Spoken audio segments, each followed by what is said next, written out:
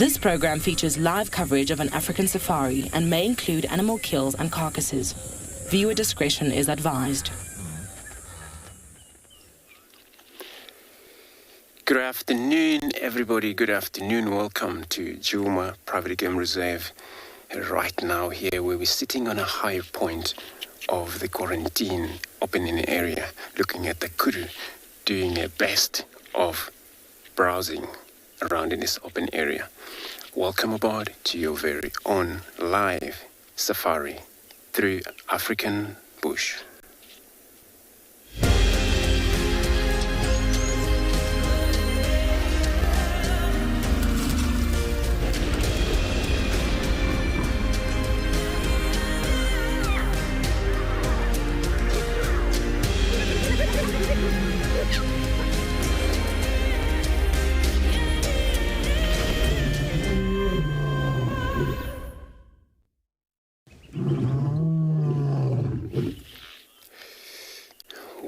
Welcome again, everybody. Welcome to Djuma Private Game Reserve this afternoon. We're still looking at the kudu where they're doing kind of browsing around in this high point of quarantine this afternoon. It looks like it's going to be one of the greater day. My name's Andrew. On camera, I have David this afternoon. This is a way of a start. Always has to start with something around, especially with an antelope, where they are so much love to be around, where they trust. So this is one of the area where they most want to be. They could. I'm going to roll forward because it looks like they're moving away from us. So the temperatures of the day, 30 degrees Celsius, 86 Fahrenheit. Now there we got them still.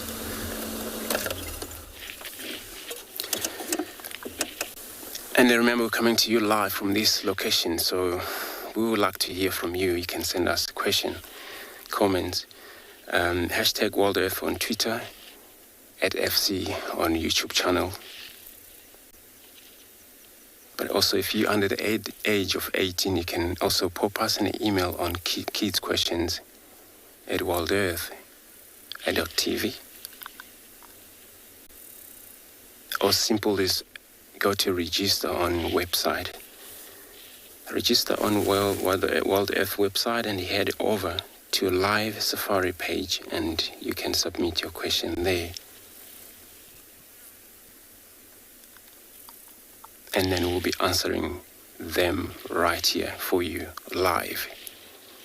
So our antelope, they don't actually staying around for us. They probably maybe attracted by a lot of green that is around in this area. So I'm going to move forward to get another visual of them again.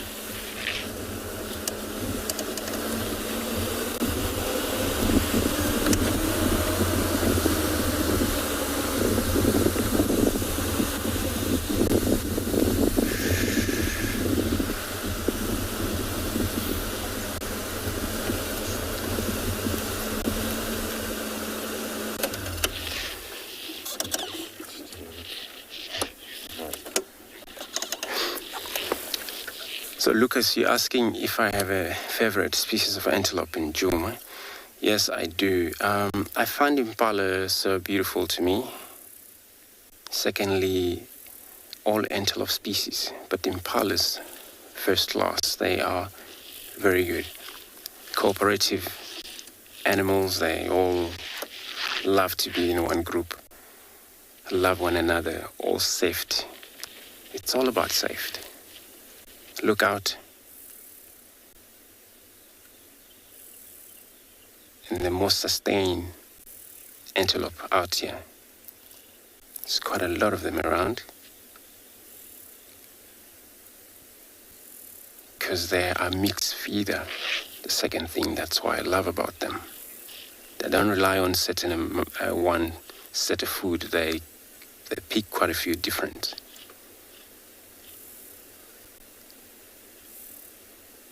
Which that include the grasses.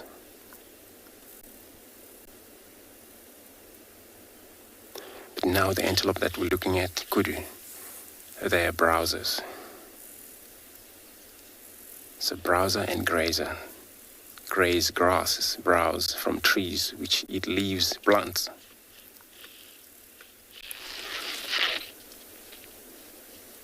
So we're going to move forward again then.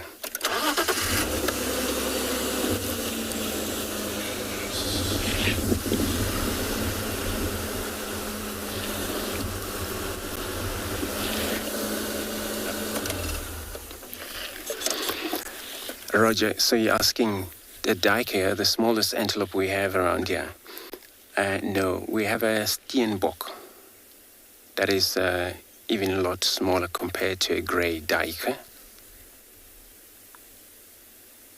And then some area where they would have a dick, which we don't have around here. So we consider the steenbok in this reserve as the smallest antelope.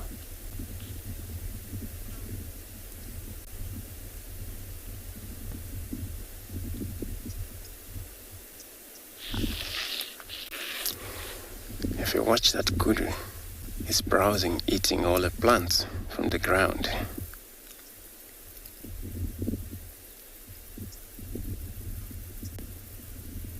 And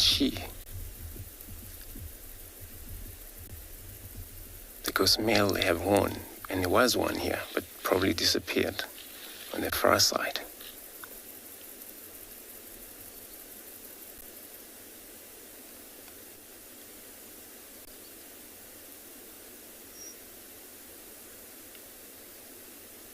So female don't carry horn at all on most antelope out here.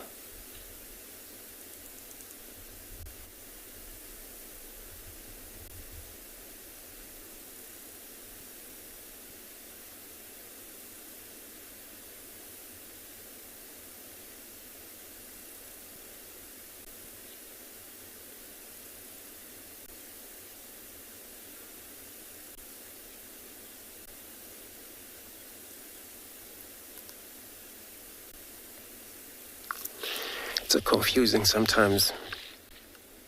Looking at the browser animals also always bend their neck down to the ground, wondering what is that for. So it's quite a lot of herbs that grows around in this open area, and they love it so much. And this is what they're after.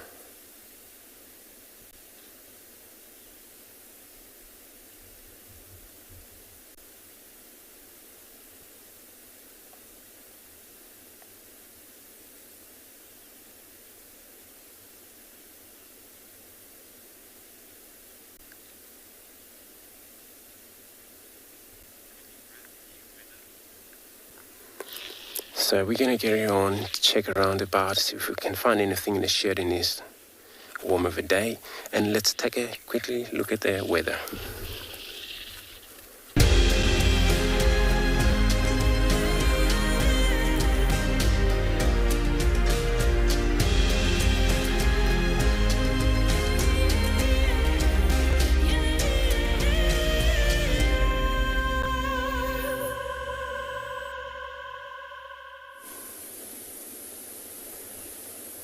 Good afternoon, everyone, and welcome to andBeyond in Ngala. So we have found something in the shade. Four kudus. There's a big bull in the foreground, and you'll see him dip down every now and then to eat a little bit. But yeah, everything is sticking to the shade. It is blisteringly hot here, especially when the sun peeks out behind the cloud, as it has done now. And they look kind of lethargic. It's like they're actually ready to sleep a little bit. Some of the females, a little bit further to the right, they're just chewing and trying to move further into the shade. Very clever. It's only humans, such as myself, Rowan, and Odie behind the camera, that are out in the sun. But what a beautiful day. I mean, the air is so clean at this stage. We've got the Drakensberg Mountains in front of us, and it just looks absolutely gorgeous. Bit of cloud cover coming in, so every now and then we are driving in the shade of a cloud, but not too much. Luckily, hopefully, fingers crossed, there isn't any rain predicted for this afternoon. So our plan is to go to the western part of Ngala, and actually just explore a bit there. See, maybe we can find the breakaway pride, the Ross males, look for a pack of wild dogs, the Tswalu male, the beautiful leopard with the blue eyes. His tracks have been going up and down in a riverbed further on in the west, so just looking for something a little bit different.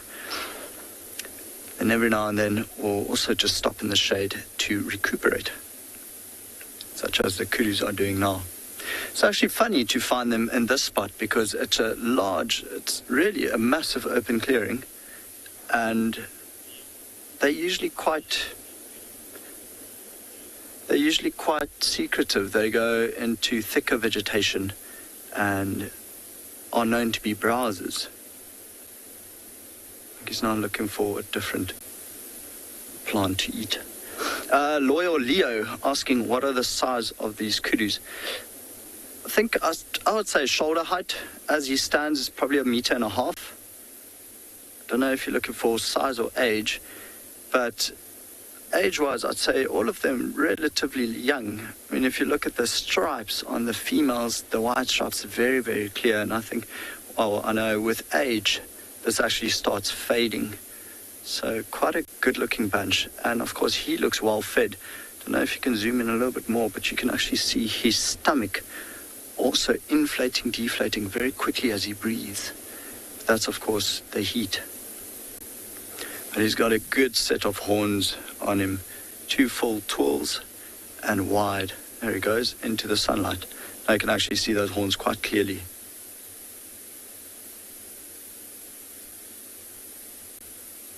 Brave kudu coming into the sun.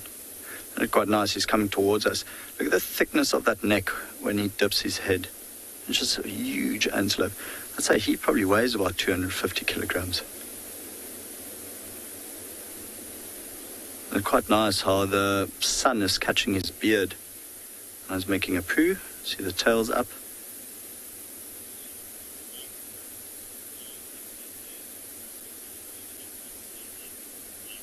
Leroy asking, do I think they're the fastest of all the antelopes we see? Leroy, I think a Sabi is actually the fastest of all antelopes we see. I know kudu are really known to jump very, very high. So they are quick, but they are faster than antelope species than kudu. But they are phenomenal jumpers. I think I've heard a story before of a kudu jumping over a 6-meter fence. Imagine the run-up you need for that. You can still see quite aware of everything that's going on around him. Don't think you can sneak up too easily on a kudu with those massive ears. It's nice when he picks it up and you notice the red inside there. So it's actually a very thin piece of skin, the ear. So quite funny to see him, grazing. There are small bushes and plants that he's looking for specifically rather than grass. But you usually see them eating from trees or browsing. But I think at this stage, with everything being so lush and so green, it doesn't really matter. In later stages, even your elephants now, majority of the time you find them, they're eating grass. Then later when it starts drying up, there we go, nice piece of bush there. When it starts drying up, you'll see them move more towards trees. That's when the grass isn't palatable anymore. But beautiful specimen. Used to be able to find 2 jackal here in these clearings, but I think with the grass being so tall, you wouldn't even see the tip of their ears. Pretty sure they'll still be territorial around here. One of the females now further to the right, she's noticed us and she's staring at us. I like the way they chew. Usually the mouth moves either to the left side or the right side. They shake his head, also being very irritated by flies, especially after the amount of rain we had.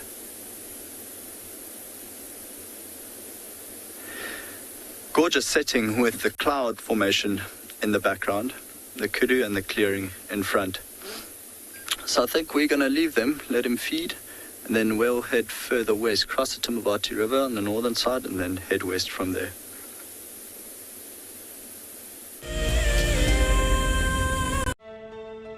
just look at that. It is absolutely incredible. And as far as I can see, that all falls within the reserve. So it is a vast landscape, but we are gifted with these incredible things. Yeah, the wildcats, the aardvark, yeah, you name it. It just keeps on delivering. It's just such an incredible privilege to be out here.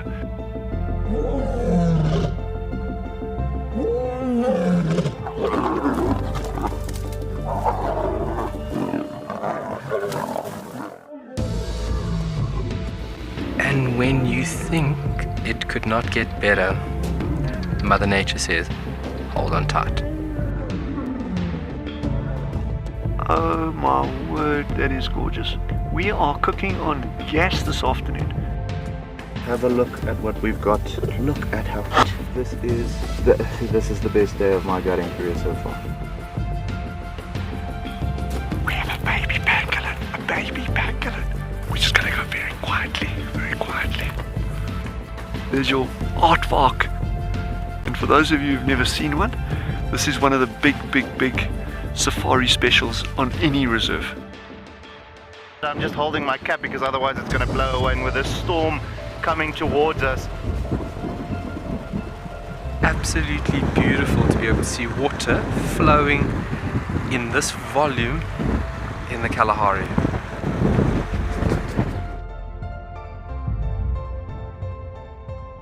Oh, look at that. You can see the structural component of these flowers. It is perfect. Such a treat to be in and amongst these incredible insects. How lucky are we? You can see how close they are to the vehicle. Very curious. Oh, you can do it! There we go. We made it over. Whew. But look at that view. That's absolutely stunning. You can see how they're going into stalking mode. Okay, there we go.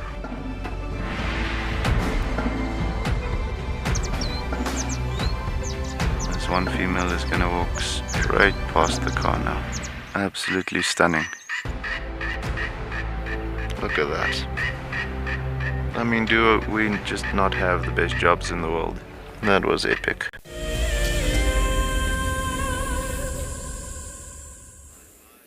Good afternoon, everyone, and welcome to, well, my side of the Djuma Private Game Reserve vehicles that are going to be taking you on a bumble through the African bush.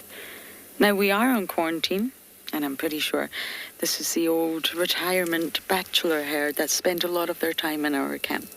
My name is Lauren. I do have Impo on camera, and it's another really hot day today. There was a little bit of relief earlier from clouds, but I think the sun has, well, burned through the clouds.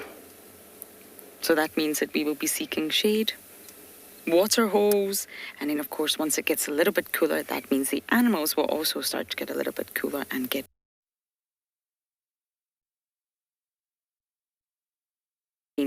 but that's okay. He is still a magnificent leopard that we really don't get to see too often because, well, he's a lot further north. Sometimes he's in the Mangolin, or sometimes he's just very far north on Buffelshoek. So we may try and see if we can around again for him this afternoon. It would be lovely to spend some time with Spots. Spots have been few and far between lately. I think a leopard would fill the afternoon very, very nicely. And of course, once the sun goes down, I will be most likely checking the hyena den. These are very relaxed Nyalas. It's the exact same ones that come into our camp. They're very habituated. Long, shaggy coat. In this heat, I couldn't even begin to imagine. But of course, that's the whole point. The handicap principle, which sort of shows the ladies, hey, look at me, I've got this massive mane around my head, or I've got this long shaggy coat, or I've got a ridiculously long tail as a bird. So you would think it would hinder me, but I'm going to show you how strong I am because it doesn't. It makes them far more impressive to the females. And in most species, the females will go for the stronger, more dominant males. They want the good genes for their offspring. Now, I'm going to try and direct you to a oh, it's gone. These butterflies do not stay still.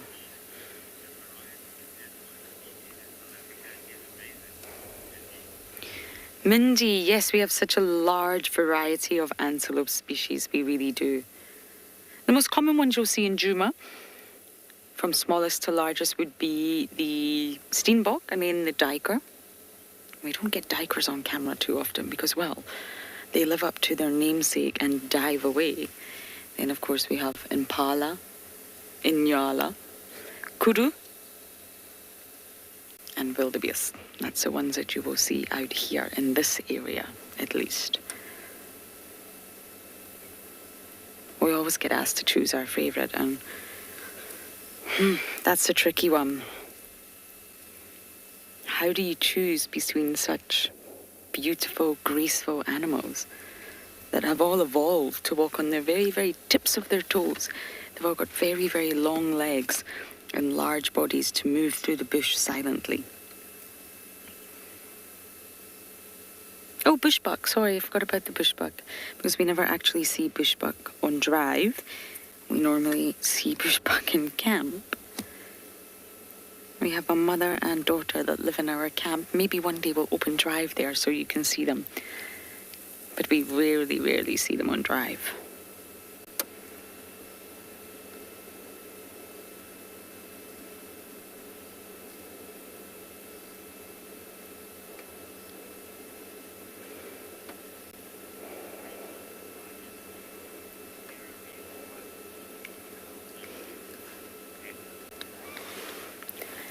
Greta, you are 5 years old, and yes, there is a reason, and that reason is because males fight. We've really got a terrible view here, haven't we? Let's go forward and pull. Males fight, and they fight via horn clashing. So they will really, really butt heads with their horns. Now, Ngala fighting, or at least the males fighting, can get very, very aggressive, and they are known to kill each other. But of course, that's a last resort. So what they will do is they'll run at each other and clash horns, and you can see that they curve like that, and that allows them to interlock with one another when they're trying to be the most dominant, biggest, and boisterous boy of them all. But each antelope out here has a different shaped horn. So even if we just laid out all the horns in front of you, you would see that they're all different, and you would probably be able to identify them by their horns.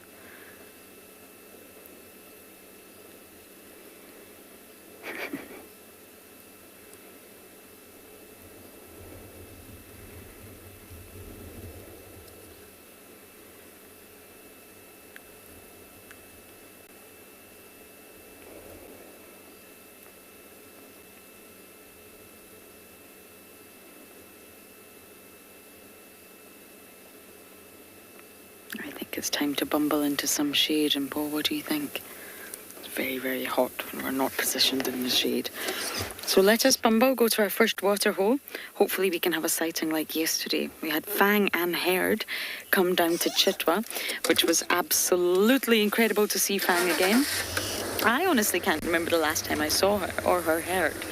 And she came all the way down to Chitwa, and they had a drink. Now, we had to wait it out. They didn't come immediately down. We had to sit there at the water's edge and wait and wait and wait, and I just knew they're going to come down to have a drink. So it was really, really wonderful to catch up with Fang. And her herd looks like it's growing, or it is definitely growing. There are lots of youngsters, lots of small calves.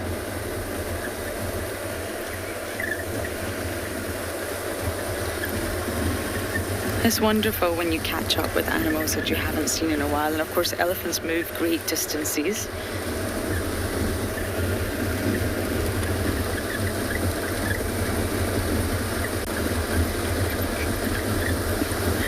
It's a little kid on another vehicle, very sweet.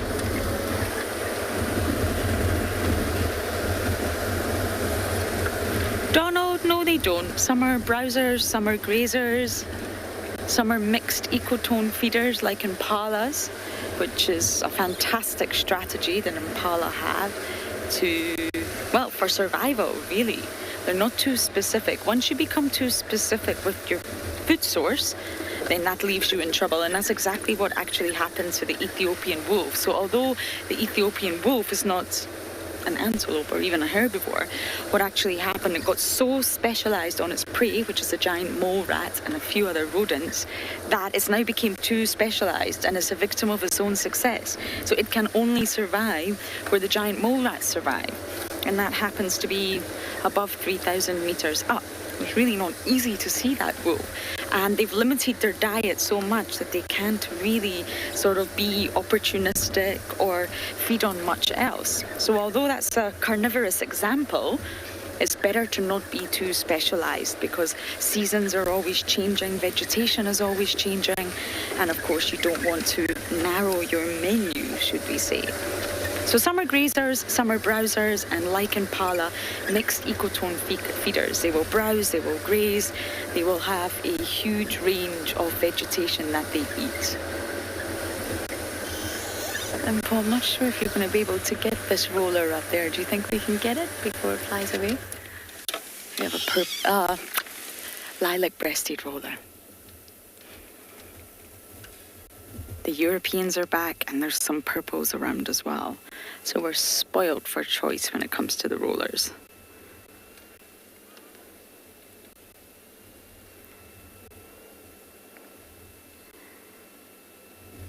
I think this is the most photographed bird in South Africa. One, because, well, they're normally quite easy to take a photograph of, like this. They're very obliging. And two, of course, their beauty. Now, beauty is in the eye of the beholder, but I think most people can agree that the colours on this bird is something really special.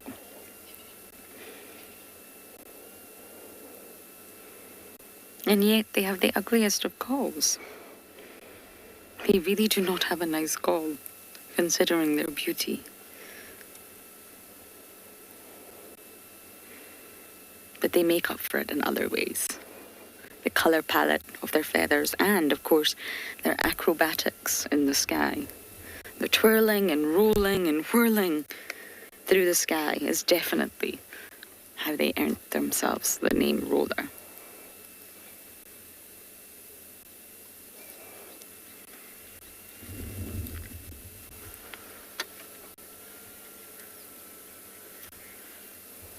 Okay, I'm going to keep bumbling towards my first water hole, and we're now going to send you guys across to Andrew.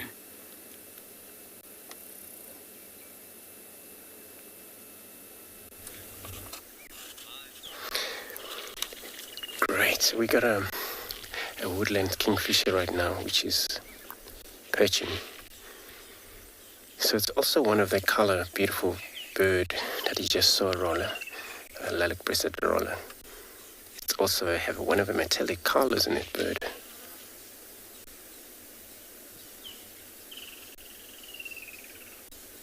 And if you listen in a distance, it's also one of them are calling. That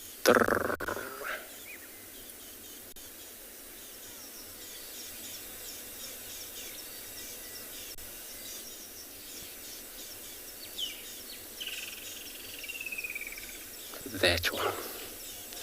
We are crossing over into Waterbuck.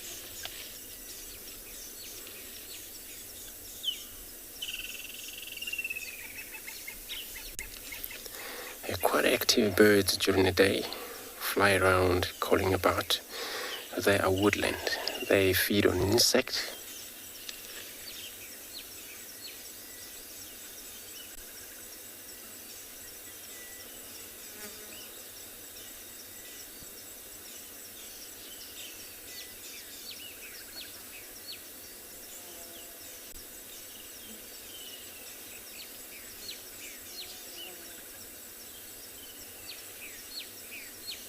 So they mainly return every year to South Africa everywhere from September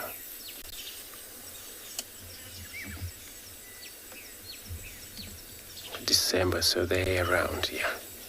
Quite a lot of them because they follow season around.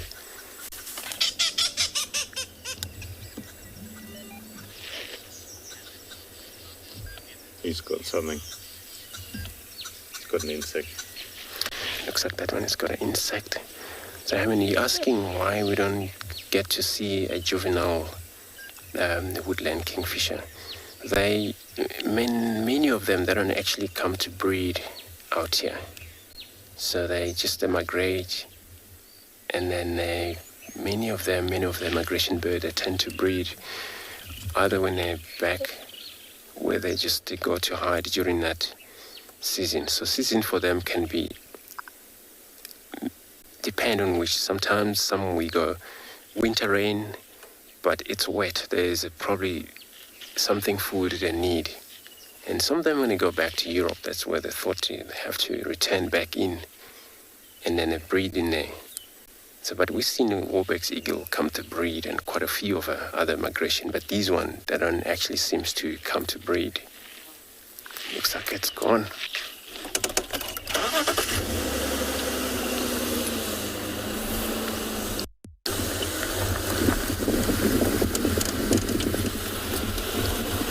And it can be noisy, especially males entertaining the female.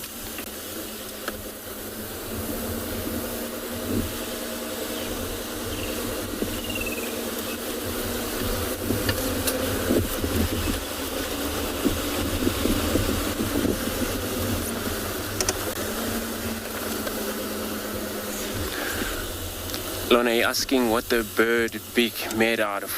So I'm not sure, but from my opinion, so our fingernail we usually cut off, and if it's the same kind of sort of material, I'm not 100% sure, because it's been tried. When we were younger, we would burn the head of a bird, and that beak would burn into very kind of plastic, sort of. But I'm not sure, so what it made out of.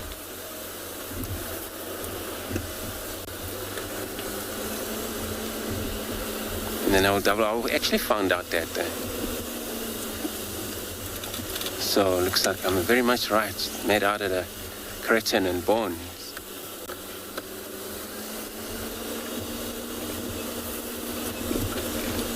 But it becomes so strong beak, and then for that reason, they were able to handle any food they come across when they are trying to kill the enormous size of grasshoppers, knock it into the wood, and they don't hurt their brain, because they,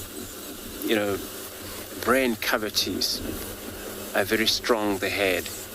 Most of the birds that actually kill their prey by knocking them into wood, they gotta be well designed. Their bone, brain cavity, it's built so strong, so it's not actually disturbed by any of these, knocking into wood. If we would think of also woodpeckers.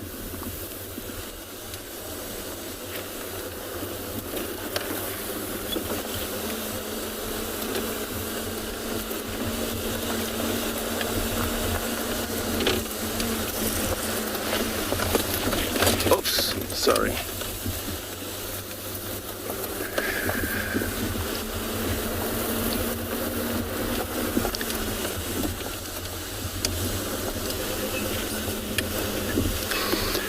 So Adam, you're asking if a male and a female woodland kingfisher are the same. Yes, they're the same.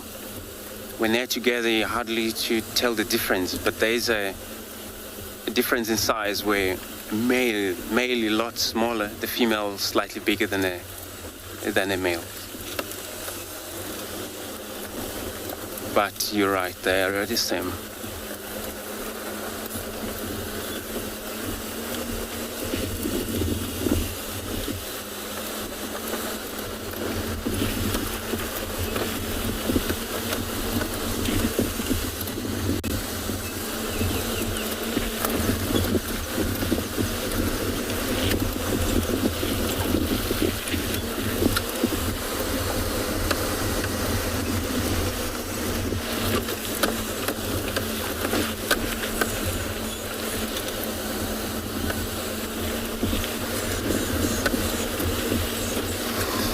quite a few birds that, they are male and female look the same.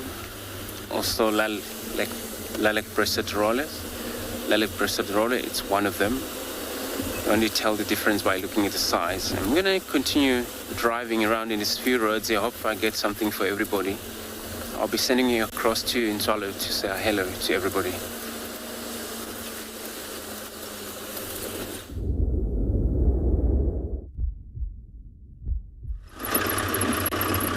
Good afternoon, everyone. It is a beautiful warm afternoon in Tswalu Kalahari. There's a little bit of cloud cover building in the northern side of the reserve, so hopefully later on we'll get a few drops.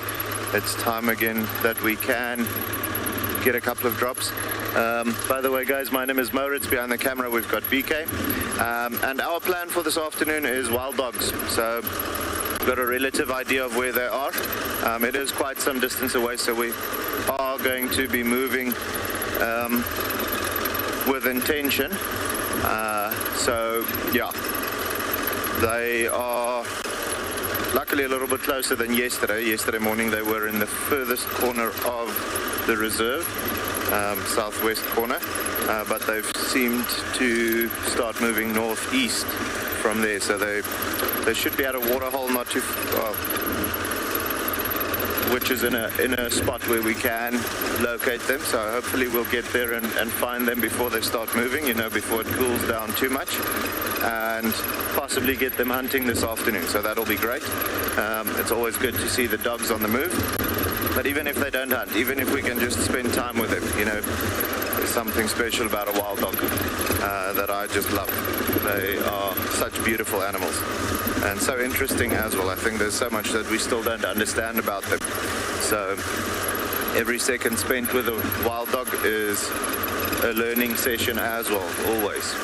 So yeah, we are going to be moving at a steady pace, heading down to the area where we're going to. Obviously we're not going to drive past anything. If there's a leopard that starts dancing in the road, we're definitely going to stop for that. But yeah, our plan is definitely to get there and then possibly find them before they start moving, because as you can imagine with wild dogs, as you've also seen with wild dogs, they can be quite difficult to keep up with, especially if they start moving before you locate them. Then to try and guess which direction they're moving can throw you around quite often.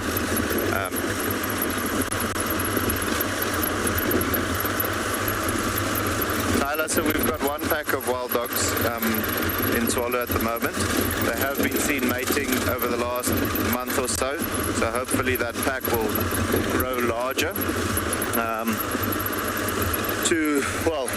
We'll have to see how many puppies it's going to be, but the largest litter of pups that I've personally seen with my own two eyes was 18 puppies. So that pack can get significantly bigger. However, I don't think it's going to be that many pups. If we can get up to about 10 pups that gets added to the pack, that would be great, especially if they can all make it to adulthood. Unfortunately, with the wild dogs, they don't always have 100% success rate, just like with lions and, leopards, any predator for that matter. As soon as they are still pups, there's a lot of things that look to kill them to try and cancel out a possible threat or competition for the future. So we'll have to see. With them mating in the perfect time of the year to have their pups in around May, June, we are expecting a beautiful litter at that time.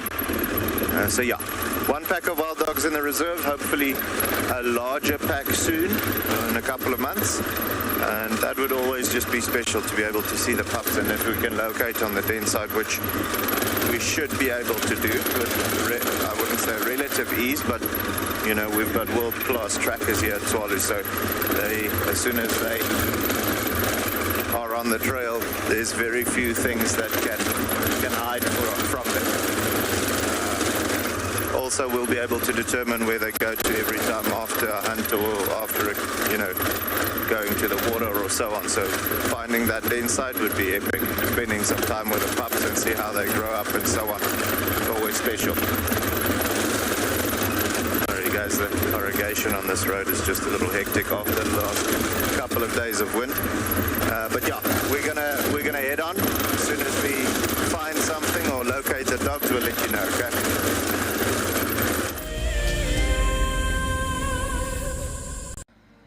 WildEarth explorer Jenny recently joined Tristan as he broadcast live from Djuma. Awesome to kind of have a guest on board. I'm looking forward to this. This is Jenny. Hi everyone. And Jenny is the first of our Ticket to Dream holders. If you want to go on safari with a WildEarth guide whilst honing your bush knowledge and of course featuring in one of our shows, then head over to our website. Literally being with Tristan on the vehicle today has been incredible. It has truly been a dream come true. Sign up to be a WildEarth explorer and you could be making your first ever on-screen appearance. I would highly recommend being a part of the Explorer program and being able to be a part of an interactive live drive.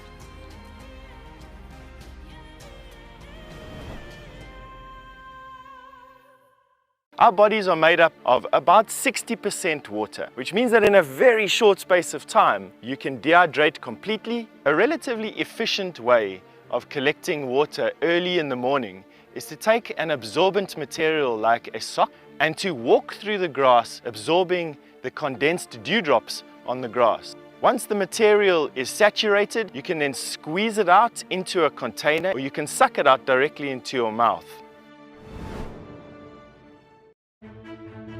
Hi everyone, my name's Daniel Fisher and I'm going to be your guide this afternoon. I'm looking really forward to taking you through and showing you all the beautiful places here at andBeyond in Ngala. If you have any questions, please register on our website. Once registered, go to the live page feed and post your questions underneath the live feed. Join me on my next safari through andBeyond in Ngala on WildEarth. Send me live questions through the WildEarth website and I'll answer them live from the African bush. We have a baby pangolin, a baby pangolin. This is off the charts. This animal is about from your fingertips to your elbow. That's the total length of this animal. This is unreal. This is unreal. This is unreal. This is like now my 4th Christmas in a week. We should do this more often. Tune into WildEarth every single day. It's in your nature.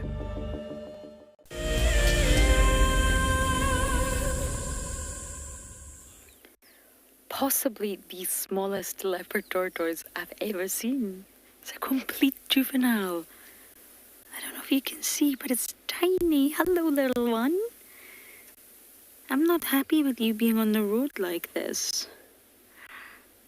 It's absolutely tiny. I'm just going to move out the way. If he goes on the main roads, I'll either escort him like he's a celebrity to safety, or I'll move him. You're not supposed to pick up tortoises, absolutely not, because they can risk dehydration. But luckily enough, this is summer and water is everywhere. So if a tortoise, well, if its life is at risk and it's going to get squished by a car, you can move it, but just place it next to water. So if it does expel all the contents of its bursa sac and it leaves itself dehydrated, then it can replenish it immediately and it will be absolutely fine. You are so small. I'm not sure you're going to have a view from here now. I mean, I would say it's about the length of my pinky finger. It's on the move, on the move. It's remarkable to see how small they are and how big they grow. But with sea turtles, at least, and tortoises, when they're first born, when they're hatchlings, when they come out of the egg, their shell and the plastron is actually very, very soft. And that's why you should... Oh, he's going onto the road. That's why you should never pick up a sea turtle if you're on a beach holiday or a vacation. And if you have to, in order to save its life, then make sure that you don't squish. Don't hold too hard. Pick it up extremely gently, sorry. And it's only after a little bit of time that their shell really, really hardens. We're in a big rush today. Can you see it, Impo? Do you have somewhere to be?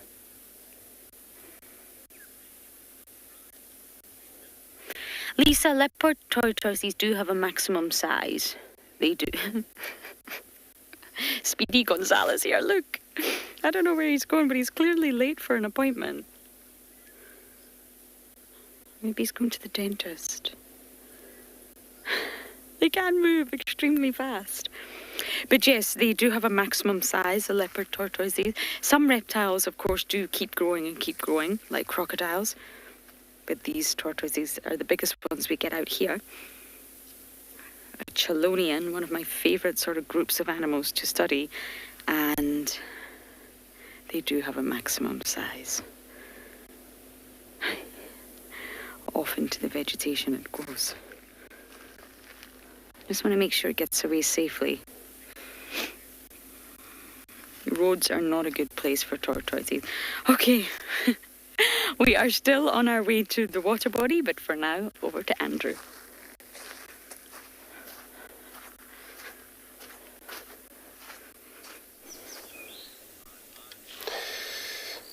Good luck, Lauren. So we bump on these colony of dwarf mongoose on the road. There was also steenboks that I think vanished into the bush. And you were just behind the steenbok, but it was all about getting along. When I look at the antelope, there is not actually danger to them. When the antelope look at them, not looking at the danger. Maybe that steenbok will come back to the road, but for now, it's gone.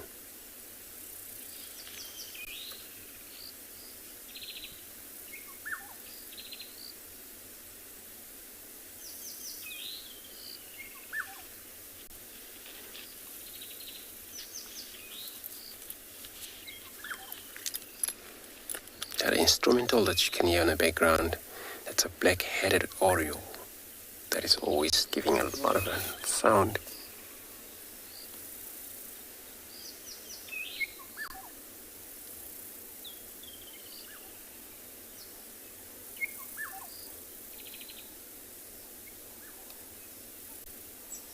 So here's steenbok came to the road.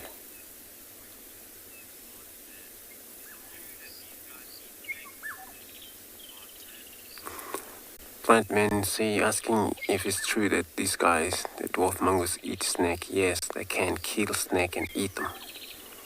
And they can also eat a lizard as well. And all the insect, such as the grasshoppers, centipedes, beetles, those sorts.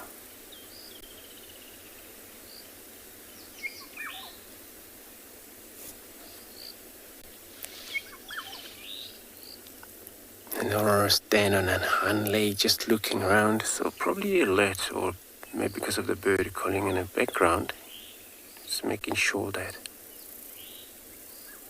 there's no danger around them.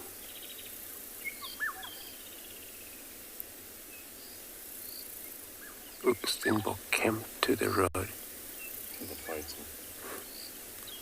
Yeah, this dwarf mongoose. Yeah, they do. Looks like they all are just tussling each other there.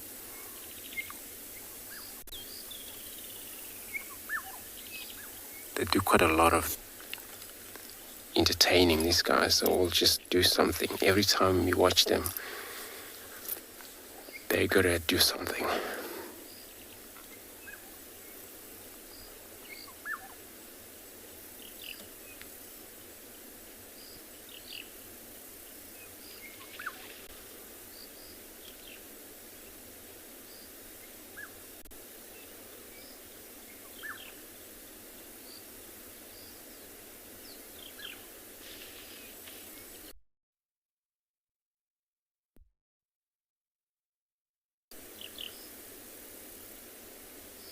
And they all run around in the daylight. They never run around in the night. They are not nocturnal.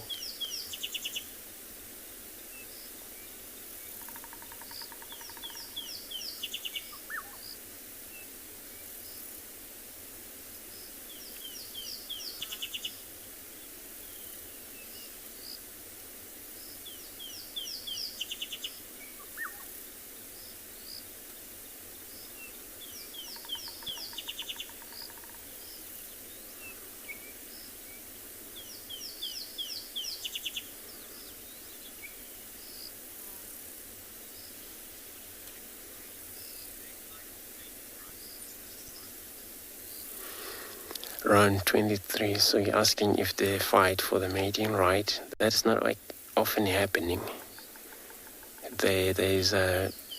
Since there's a pair breeder, or a male and a female. So if that ever happened, maybe this is when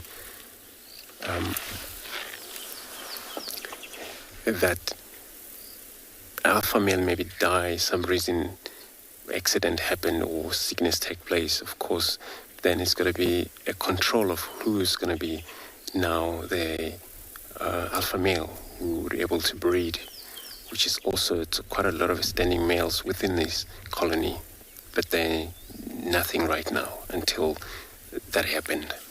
So it's not actually happening quite a lot that they fight for mating right. Looks like they come back the road every now and then, but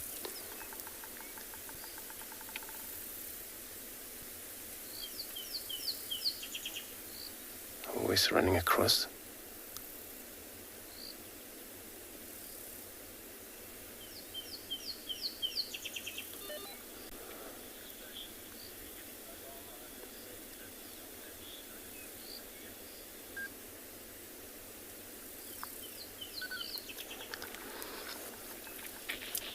So social structure is strong, and also in that social structure, they move together. Looks like we're losing them. I'm going to get closer. I know when we're there, maybe they're going to just be vanished. So they don't actually mainly want to share food, because when a hunt is spread around, so each one we're able to get little as much as they can. So for them to share little insect, it's impossible. So it's quite a lot of, they don't really want to fight for over things, food. So they're mainly not like to share with other members. So each one would get its own meal and then hide with it and eat quietly. Unless if it's a big thing, it's like a lizard or so a snake, which they have to fight together, a snake, and they kill them.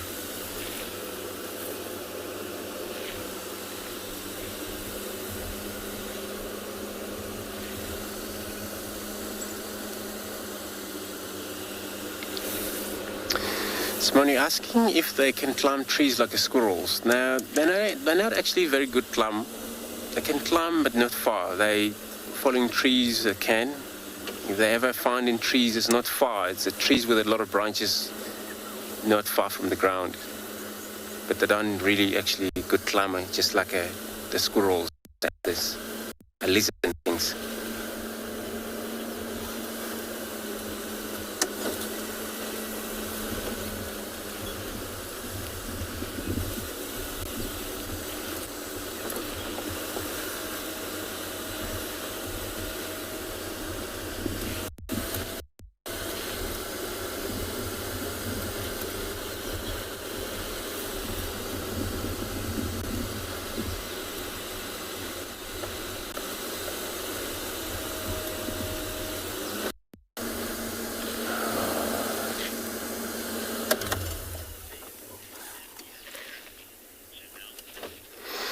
Just missed that. The Hyena family has already got a lilac breasted roller here.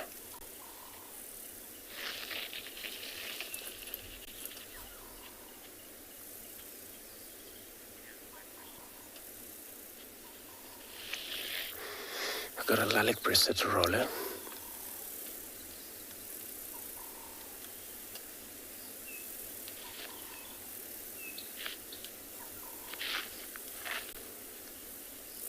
Such a beautiful, just flew into that from the ground.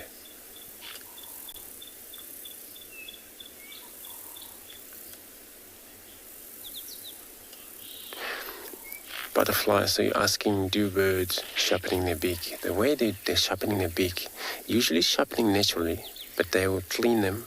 But when they do that, they would use their wood, their perching in it. So it's a way of cleaning after them, especially feed, and that's how they would actually get it clean if it was any attached object, such as a liquid, blood. If there is a bird eat on meat, of course they would clean their beak using even their talons. But many birds, they would use their wood, a very small wood, and would do that few times both sides of this beak get a little bit clean. It is the only time they would be sharpening this beak.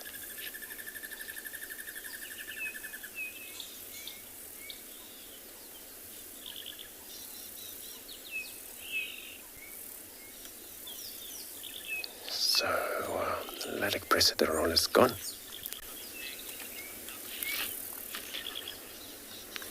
Tabi's saying, you're saying you love their colors. Indeed, they're actually very beautiful color.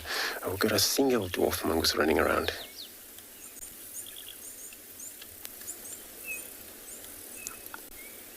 It's gone. Tabi's saying, so yeah, I agree with you. It's lilac pressure, and they have about 7 different color on them. And that colors include all the lilac breast on their chin, and then all the on the back. So they one of a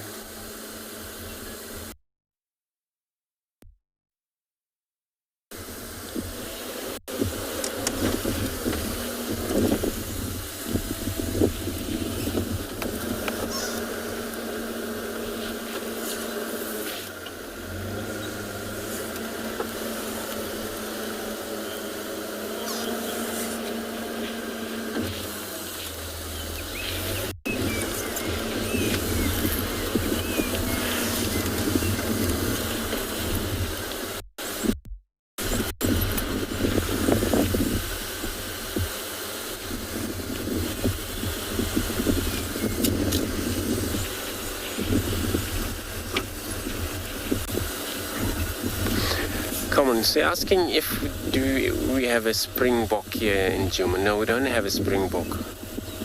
We have a similar antelope, almost likely to be like a springbok, but they're impalas. A springbok, we don't have them because they mean to be in a very dry area, where here, as you can see, is all green, thicket covered area. So they won't occur here.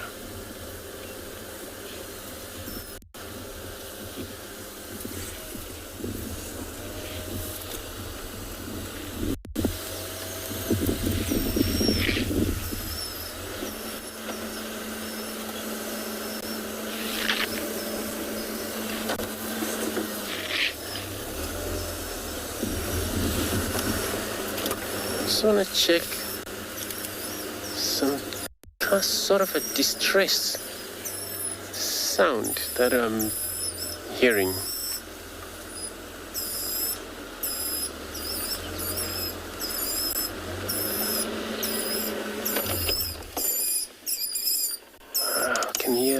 Can see moving grasses, but we cannot see who's dying or whatever.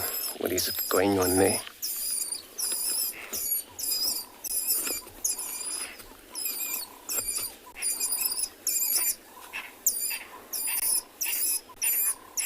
I don't know what is. What is it?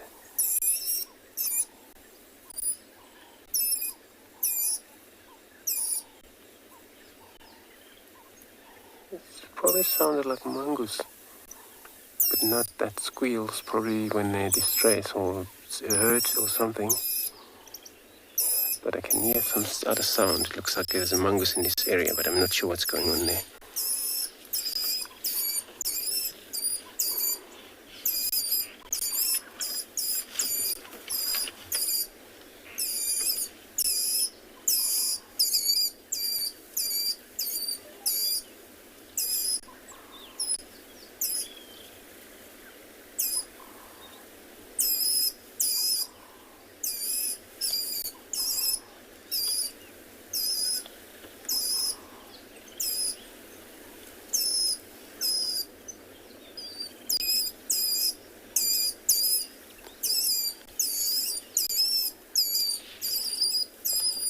So yeah, there's a dwarf mongoose in this area. But that sound we can hear on the background there, I'm not sure whether they have a youngest here with them.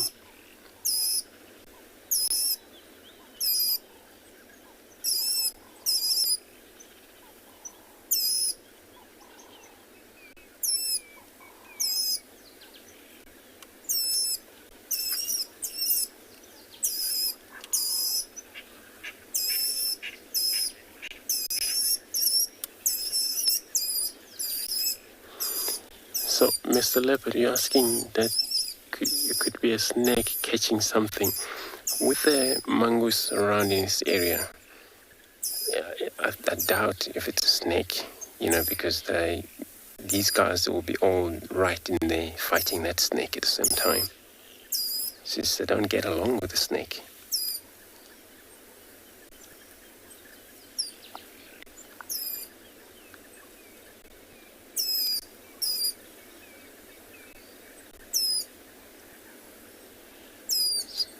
They all we're looking at this old mongoose here. They looks like they're all sub-adult.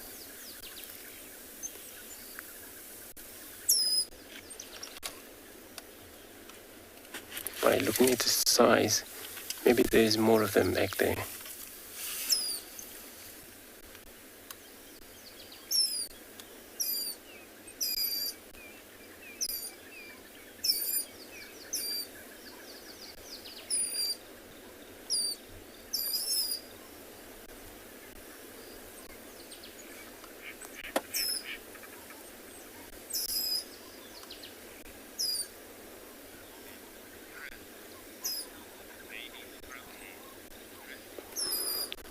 Chris, so you're saying that sounds like a baby scrub ham? It does, it sounds like it. But there's another sound where it's more deeper than that squeal. So it looks like it's probably two of an animal there trying to get on into something, probably not wanting to share food, or that's what I think. I'm not sure.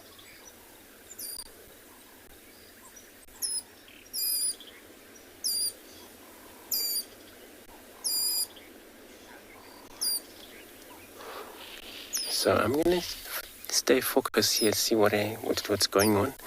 I'm going to be sending you across to Lauren.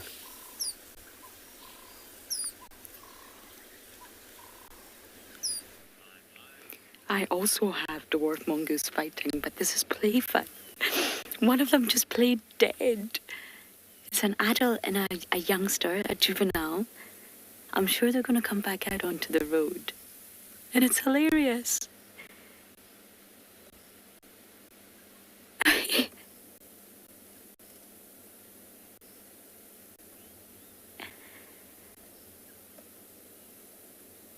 It's not aggressive. We've been watching it for a minute or two. It's play.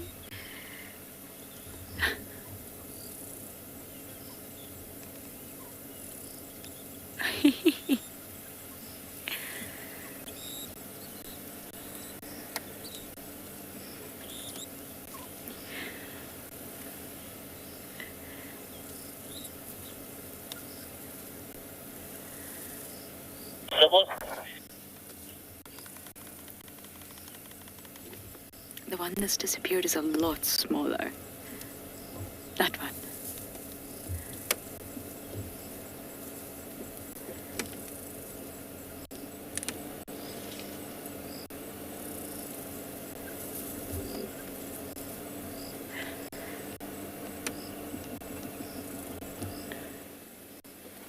You see it there? Oh, give some. I hope they come back out again. That was absolutely adorable.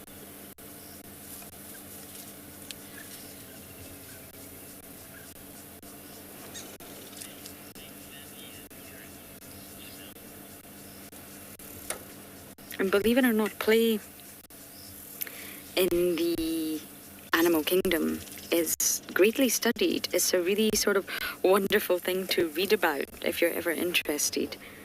Janelle, you're asking something? I'll wait till Jared repeats it.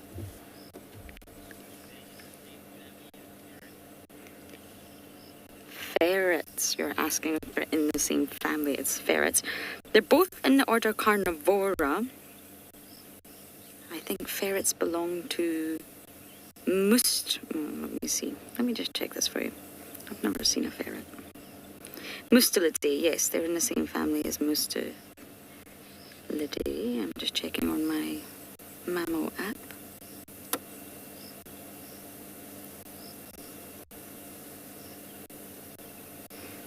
They're in the same order, Carnivora. but different families. So mongoose belong to Herpestidae, and ferrets belong to Mustelidae. So different families and same order, but very, very similar in many different features. I've never actually seen a ferret. They describe them as a sort of domesticated form of the European polecat. I think our little mongoose have possibly disappeared. But that was fun and highly entertaining. Maybe if we just drive up next to them, we might see them.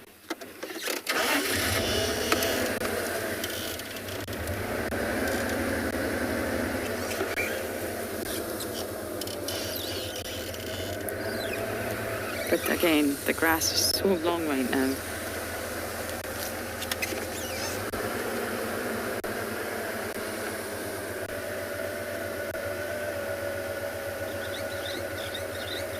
No, I think they've disappeared into the vegetation.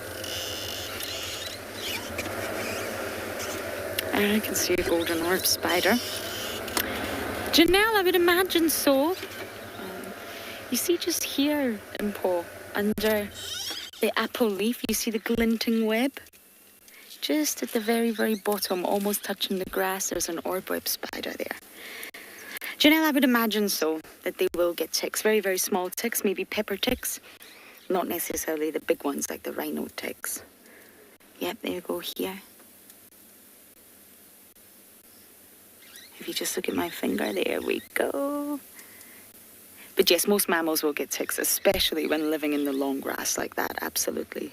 Oh, you're not an orb spider, are you? I'm not sure what species this is from this great distance. But it's definitely a spider. And you can see this has got a very low-hanging web, which is interesting because they're going to catch the sort of insects that fly a lot lower than the webs that are high up in the trees. I wonder what the success rate is of the lower webs. It's a very strategic way to get your food, trap them. They can't escape. I think I would have to get closer to be able to identify that spider, I'm afraid.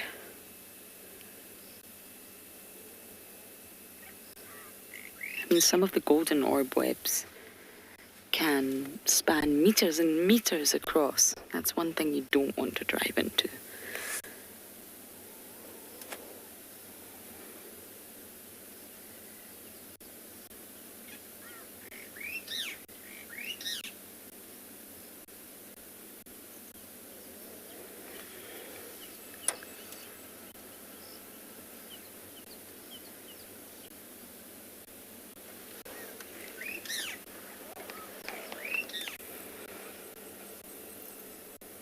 Okay, Ambo, let's bumble on. Oh, hello. Look who we've got in the middle of the road. Are you just coming to have a look at us?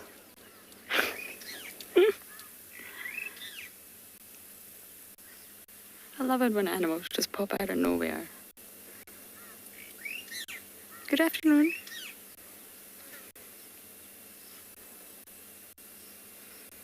I think this is the relaxed family that we've been seeing quite a lot. Let's see if we can catch up with them.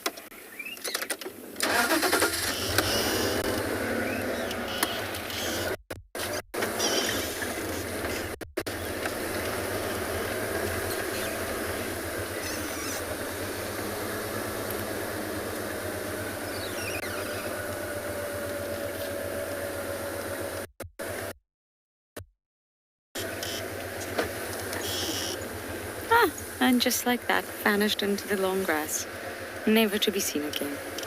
Now I'm going to head down to Chitwa Dam, and you guys are going to head across to Andrew.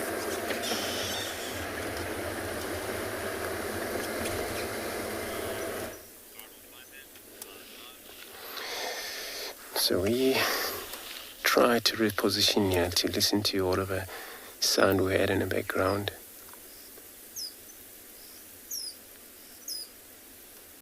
now it's all just all a squeal, but that distressed, all stopped.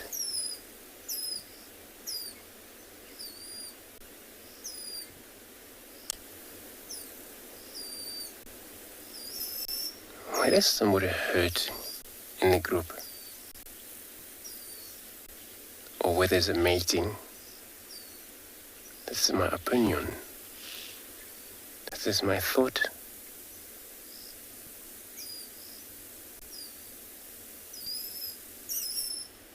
Because it's going on even now.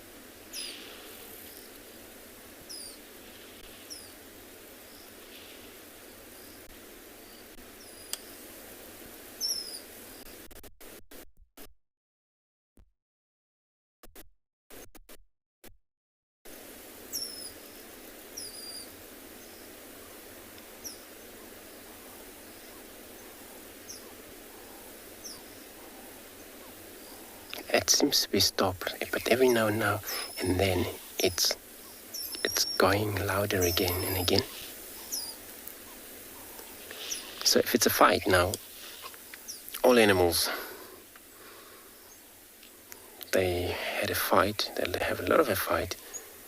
Elephants, they would fight amongst the group, but that doesn't mean they dominate. That means somebody is not respecting them, especially those are teenagers and the females that are in the area. They can control who's the bigger amongst them. But apply the same with the lions, with whoever is remain in the group.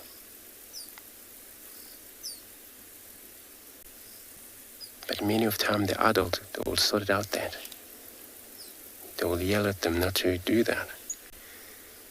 But some species maybe is going to go on and on and on without stop. I'm not sure, just a thought. What it would be about in that thicket.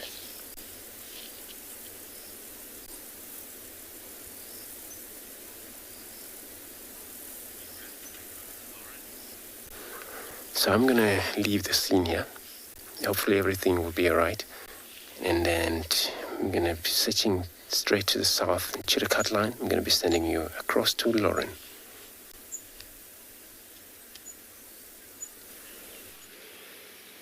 I think we found the same water monitor that's always on Chitwa Wall. Huge! This is a very large monitor lizard. Look at that body. Aren't you just lovely? Lapping up all the compliments. Lavishing the sun.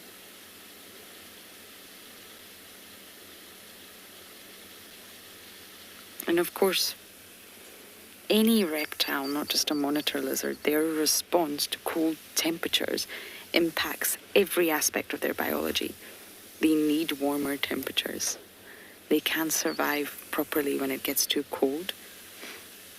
They'll lower their metabolic rate, and this means that their activity levels are completely low when it's really, really cold. And fatigue can actually set in. After very, very short bouts of movement or exercise, they just haven't got the energy. And for this reason, in general, reptiles don't really migrate in such a way that birds and mammals can, at least. The leatherback turtle is probably the closest you'll get to migrating. Sea turtles are slightly different.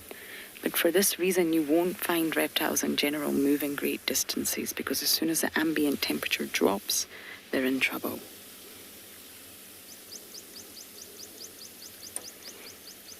And at low environmental temperatures, what's fascinating is that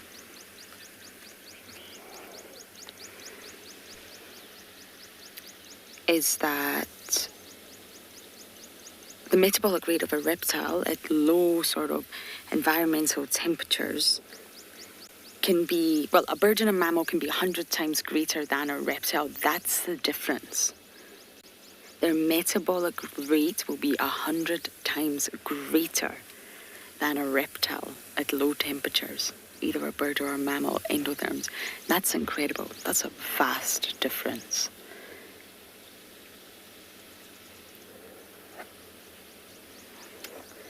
Priscilla, they are similar. It's probably best for me to show you my book. I just don't want to lose the last glimpse we're going to see of this guy. He's slowly going to disappear.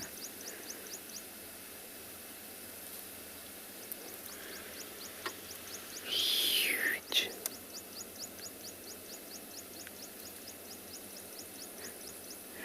Well, I'll bring out my book and get it ready for you. It's easier to sort of visually see the difference than with me explaining.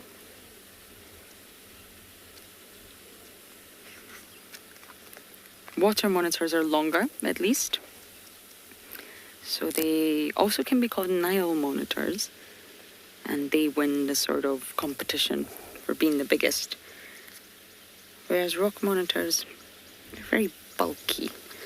They're far stockier. Let's take a look at the symbol. And they've got a much sort of bulbous, rounder snout, if you like. They're much heavier set.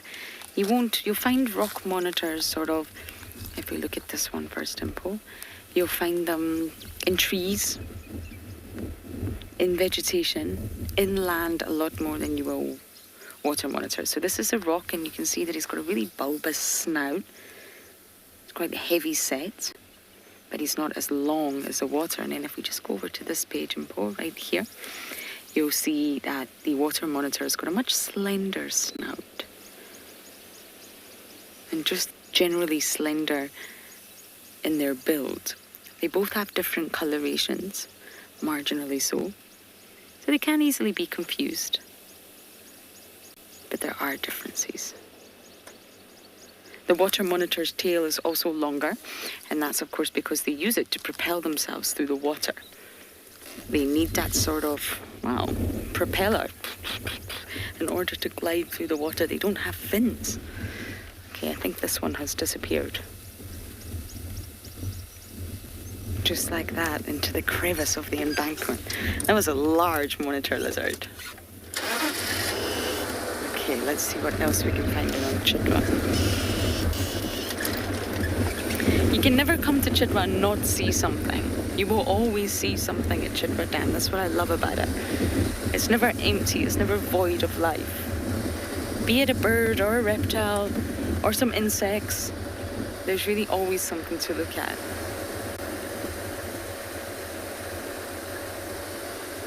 Even in winter versus summer, it's just a gorgeous dam, surrounded by a huge open clearing, which really gives you spectacular viewing.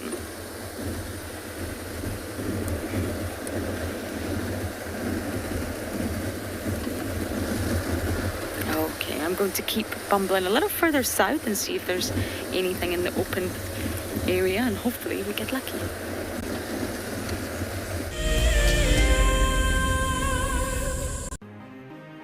It's the month of March, and WildEarth is offering you the chance to win a brand new prize.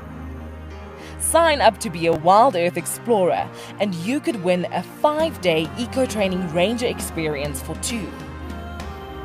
Eco-training is the pioneer and leader in safari guide and wildlife training in Africa. The lucky winners can look forward to approaching dangerous game on foot, tracking and 4x4 driving, learning about animal behavior, and even spending one night sleeping out under a blanket of stars. In addition, you will also get the exclusive opportunity to join the WildEarth team on the broadcasting vehicle.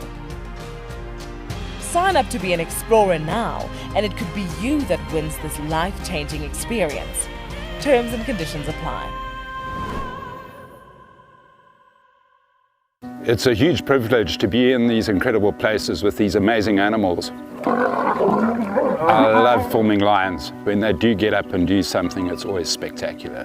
When they are playing, are incredibly fun to watch, especially sub-adults and cubs. I love being in the bush and working in these incredible places with these amazing animals. We want to bring it to you so that you can almost feel like you're right there and be able to experience it and enjoy it the way we are. Hello, I'm Marna, your WildEarth safari guide from andBeyond Ngala. What I really like about connecting with WildEarth viewers is that we get to speak to viewers instantly, and I get to show you this beautiful property. If you want to ask me a question, register on the WildEarth website. Simply head over to the live safari page and you can submit your questions there. Join me or one of the other guides twice a day on WildEarth. Guys, have a look at what we've got. This is better than my birthday. Look at that. This is the first time that I ever see cubs this small. This is so special. This has officially just become my best sighting of all times. Tune into WildEarth every single day. It's in your nature.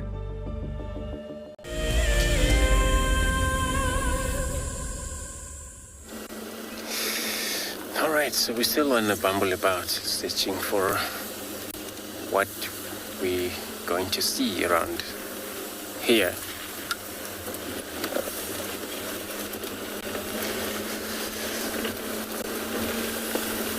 When I came to work this far east, Chillicothe line, I was hoping for a Kalamba. But no luck there, no tracks. It was an older tracks. I think this is when she was seen a few days ago, moved to the east into Torchwood, that area, into one of the drainage line.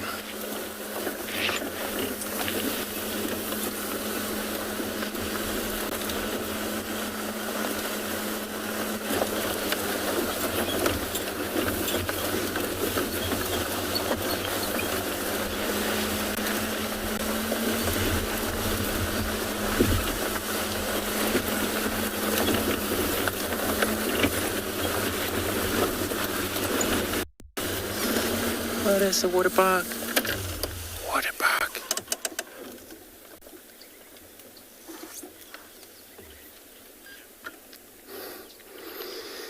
Beautiful. A male Waterbuck. I actually haven't seen a Waterbuck in a while. They're at the Antelope. That they're more likely to be around far uphill of the country, where they prefer much to the top of the land, or also near the water, big lake. Looking at the male Waterbuck.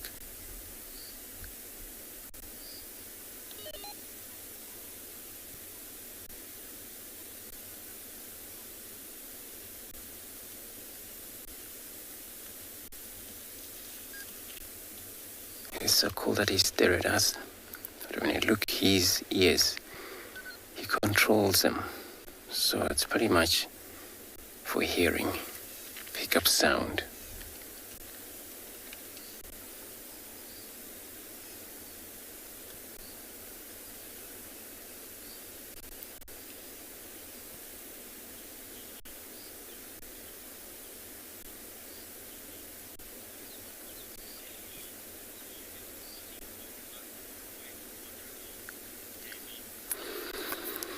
So KB asking if have I seen the Waterbuck far from the waterhole? Yes. In fact, even right now, waterhole would be 2 k's to the south from here. So you do find them sometimes way far from the watering hole. But they love water. When they're around the watering hole, they're more likely to spend times inside the water, halfway around the lake, feeding on the reeds, and then that's how they spend time around the water. That's where their name, in fact, came from, as a Waterbuck. seems to be getting away from us, and it's too bushy.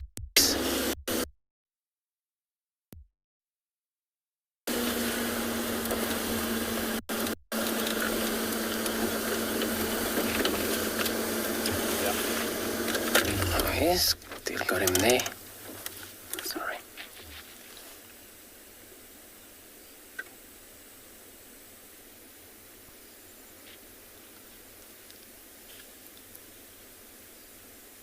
And there is a dominant.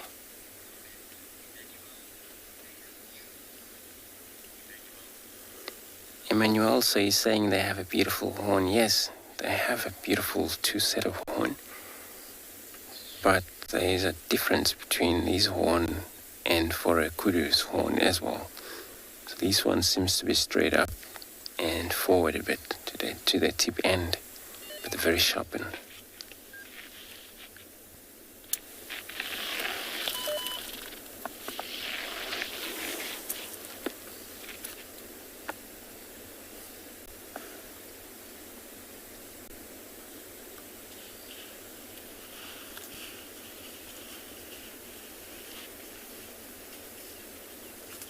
Just hear him moving. He's crossing this little drainage line. We're just gonna see how far he's gonna go. We're probably gonna get to see him again when I move forward slightly. I'm not sure. I'm gonna go also.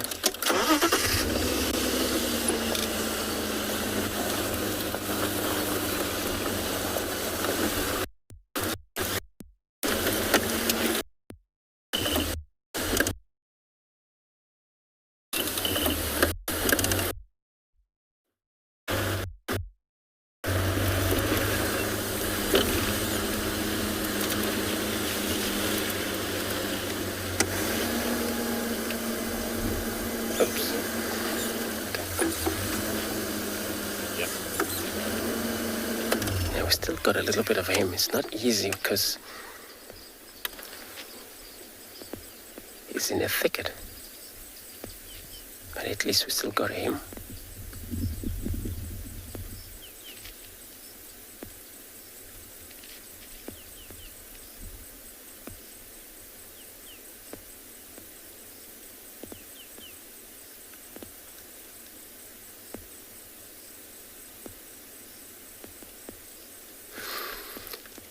It's one of the ruminant antelope as well.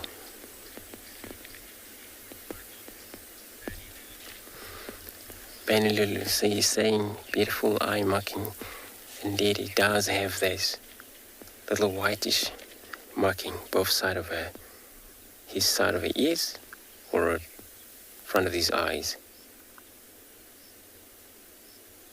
But many of these marking usually there for a reason. You know, look at the lion would have more of them under their eye, just to help them to see perfect at night. You know, help their eyesight. The antelope would be the same, but then they are day animals. So important for them to have those. And there's a way of communications when they're in the bush. Because they're very grey animals, impossible to just to see through the bush. But it's got to be a way of a visual sign when they're in the group. It's moving away. Let's see if I can move.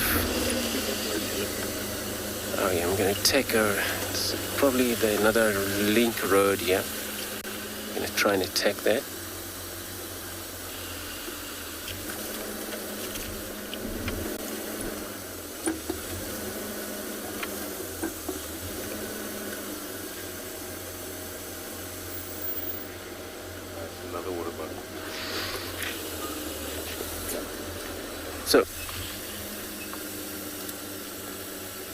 So we're trying to reposition here.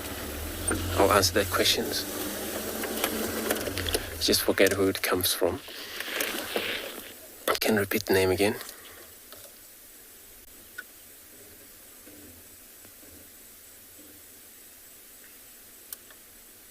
Pile, so you're asking how much water do they waterbuck need regularly?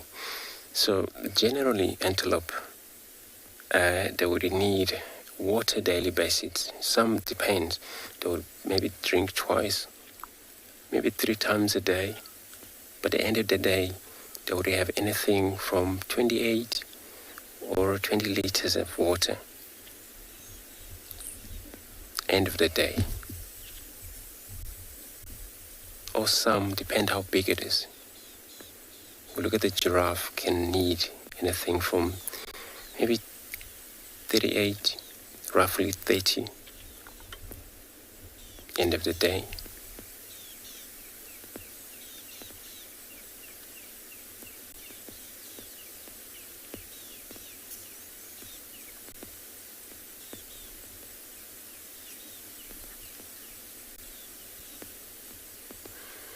So I'm gonna see if he looks like now he's gonna either come to the open, so there is a road we're gonna take from here. If he's gonna go that way, maybe we're gonna keep him up or hook with him on the other side.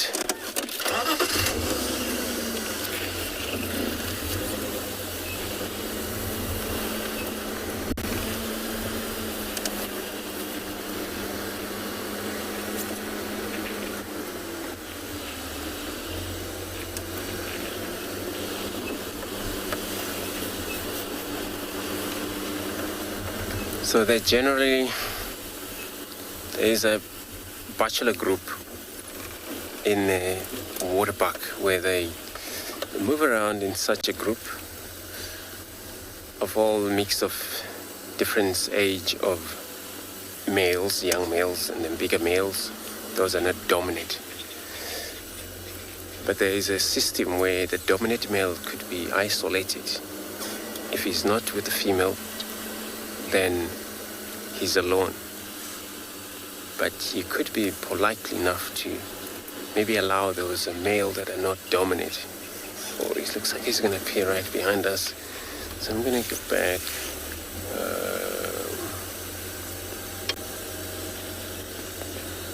I'm going to reverse back. So he's going to probably cross right where we just come from. We're just going to stop here a little bit.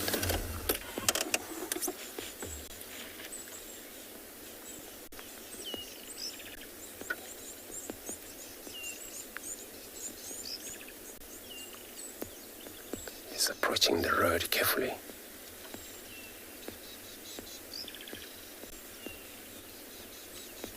They're always very thick coat, fluffy on the neck, and a round on their back, round ring, white.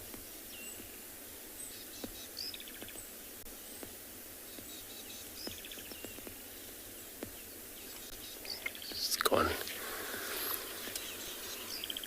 And that round ring, it's all a follow me mechanism. When in a group, they have to follow one another. So we're gonna just leave him go, and then we probably see if we can see more of animals along the road.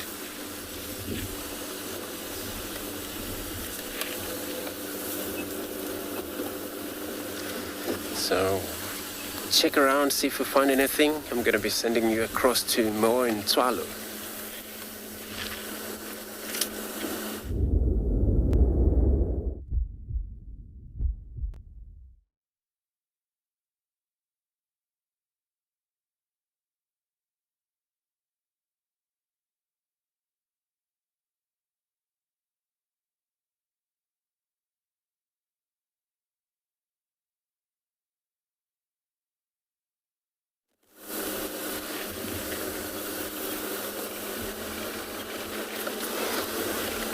So we now, since let him go, and then so we're going to try to drive and look for one of the ponds around here.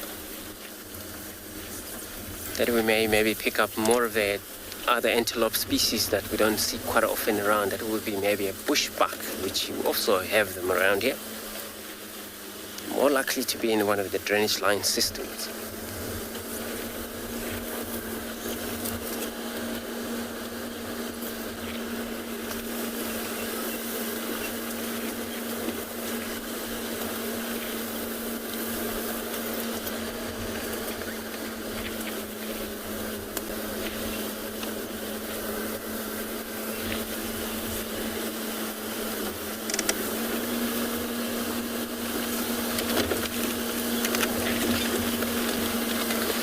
So Anna, you're asking when last time I saw cheetah in Djuma. Can't remember when.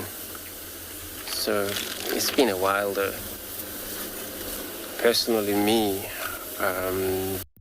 the other guys I think did, but I haven't recently, so it's been a while since I've seen cheetah.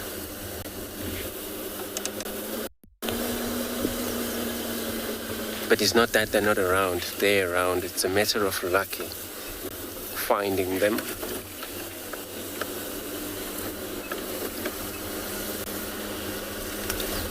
But also cheetah are one of the animals that don't tolerate places where it's so much of hyenas and lions, less of an open area. I'm gonna keep on checking here. I'm gonna be sending you across to Tswalu.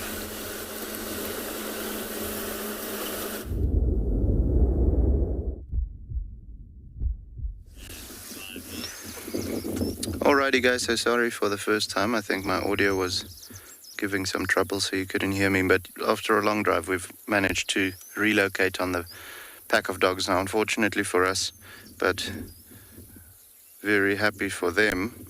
It seems like they fed this morning. They must have made a kill somewhere. Belly's very round, and there's one of the dogs which still has a resemblance of blood on the face, but it's difficult to really see now.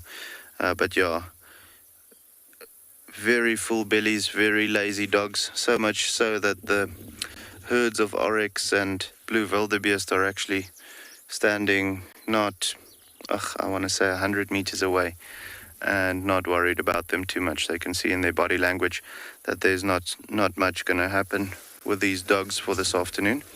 But beautiful, beautiful to see them doing well and that they're hunting efficiently and all of those things. There's a couple of blue wildebeest calves we'll show you now.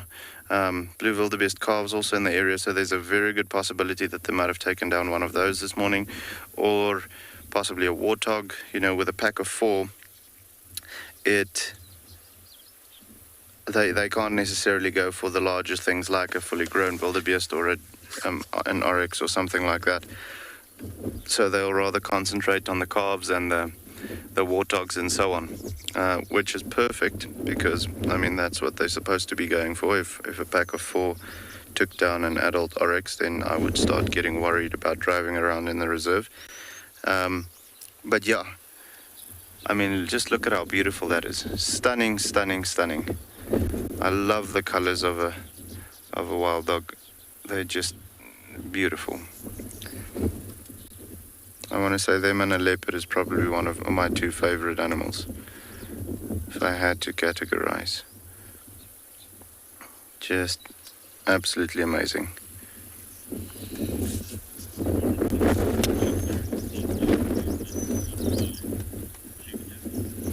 Sitka, so yes, if it had been an uncollared pack, you'd have a very difficult time following the movements of the dogs. However, with them being highly endangered, we have got tracking collars on them, not for the rangers to use, but for our wildlife team to be able to keep track of their movements and make sure that they're doing well and see where they're going and when they're going where and all of those things, you know, as far as the research side of things is concerned as well.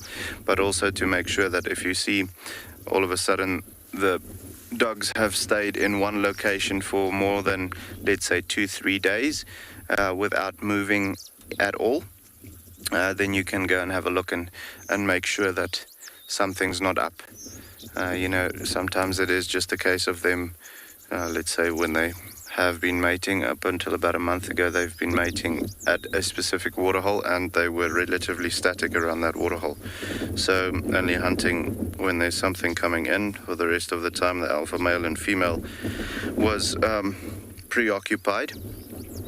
But yeah, if for, like, let's say for the guides, if it wasn't for the help of the wildlife team and for the conservation team and like our scouts driving around and so on and reporting sightings whenever they see it, it would be very difficult for us to keep track, especially in a reserve as vast as Tswalu. I mean, these guys can operate on anything of 110,000 hectares. So you can imagine if they start moving and they just move in one direction for one afternoon, they can very easily cover up to 20, 30 kilometers if they need to. So yeah, they would be difficult to keep track of. In areas where there's higher density of populations of wild dogs, then they'll become a little bit more, I want to say, they're not territorial at all, but a little bit more set in their ways as far as where they'll operate. But out here, with them being the only pack, and that's the perfect size or amount of packs for a reserve in the Kalahari, just because everything is drier and harsher and there's less food and all of those things for dogs to be able to have, let's say, 2 packs or 3 packs, or in some cases even 4, that would be just incredible for them to now reproduce and be a larger pack, but still remain as one pack. That one chasing around a fly there a little bit. There's quite a bit of louse flies around the waterhole, as you can imagine. There's lots of animals coming in to drink over here. So with that being the case, lots of insect activity around the waterhole as well. And I think that one just grew tired of whichever fly was bugging him. But yeah, when we look at him, you can actually see the tracking collar. Yeah, any sessions? Well, so no, we don't. We haven't named this pack. We generally, because we only have the one pack on Tswalu, we call it the Tswalu pack. So there's not a particular. They also don't. It's not like I just mentioned. We have 2 packs where we say, okay, it's the northern and the southern pack, like where we have the prides of lions, northern and southern pride. So no, we haven't particularly given them like a Tswana name or so, apart from the fact that they are the Tswalu pack. In other reserves where you have, let's say if you're going to the Sabi Sands, like for instance where Andrew and Lauren is operating in Djuma, there you'll find multiple packs moving through that area. So there it is quite important to make sure that you know which pack is which. So there the guys will then actually name each individual pack according to specific trademarks or where they originate from or whatever. But out here we only have the one pack, so we just call it the Tswalu pack, and there's no need for any other names to be given, you know. Also with us, it's only the Tswalu guides that drive on Tswalu. It's not like you have several different lodges from different properties traversing all at the, with one another. So to keep track of which individuals are which is a little bit easier. When you get multiple different lodges that don't always see different animals at the same time or a specific individual at the same time, then it becomes more and more important to have names for the animals so that you can actively go and identify them with an ID kit and say, okay, this is this leopard or this is this pack of wild dogs or so that has moved through. Also, just like we have the tracking collars on them for research purposes, having names for those animals to make sure that everyone knows who is what and who is moving at which time. It will also help to gather research data in a more specific manner. But no specific name for this particular pack. We just call it the Tswalu pack, seeing as that we are on Tswalu. But yeah, so hopefully, like I mentioned earlier, we'll have some new additions to the pack soon. The fact that they're hunting and doing well, as we can see how fat they are right now, is a big plus point. That'll help the alpha female to, when the fact that she has fallen pregnant, or we're relatively certain that she has because they've stopped mating, to keep her condition up is critical at the moment, because she's going to start having little fetuses develop in her belly or in her womb. So very important to keep her condition good, so that she can not only take care of herself, but also supply valuable nutrients for the pups.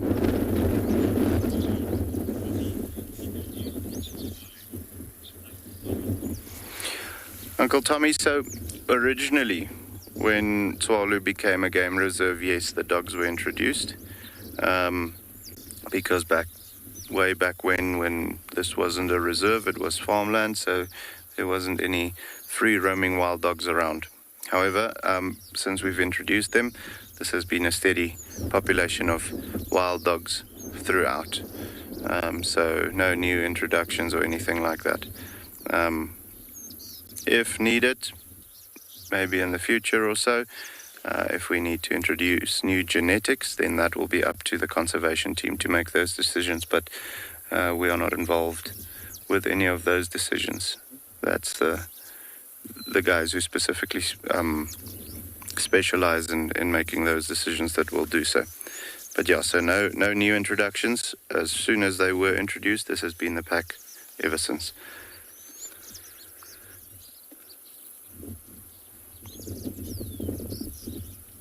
And I was hoping actually that they were a little bit hungry. Like I said, I'm very happy that they are full and doing well. But even if they just wanted to go for a little warthog or something like that, that would have been great. You can see a lot of panting going on over there. That's just the digestion. Even though they're lying in the shade and there's a considerable breeze blowing, cooling them down. With them digesting over time at the moment, you'll have a lot of body heat being created. So that's why you find specifically that one panting at the moment, just to get rid of all the excess body heat.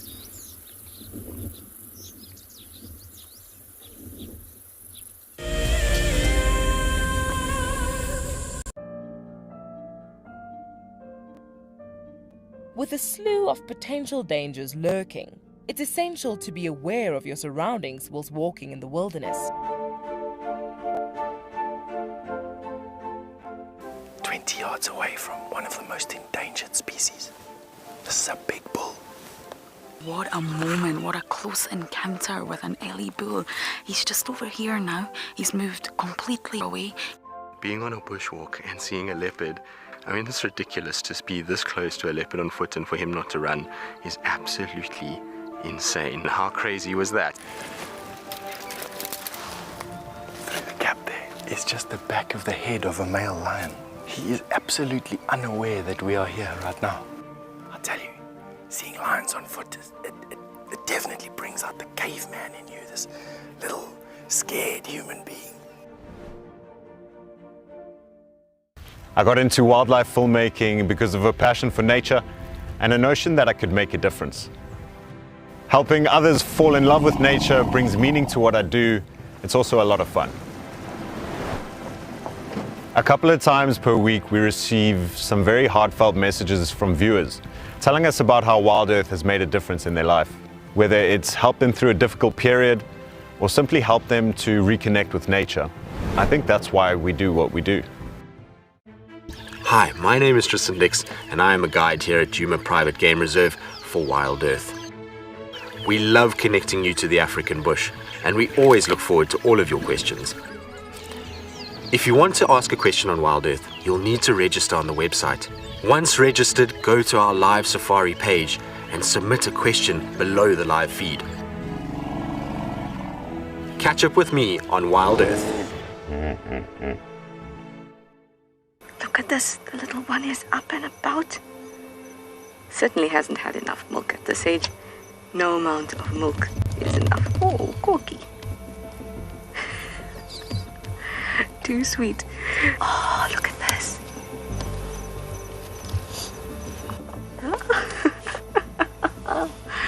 That is stunning. Tune into Wild Earth every single day. It's in your nature.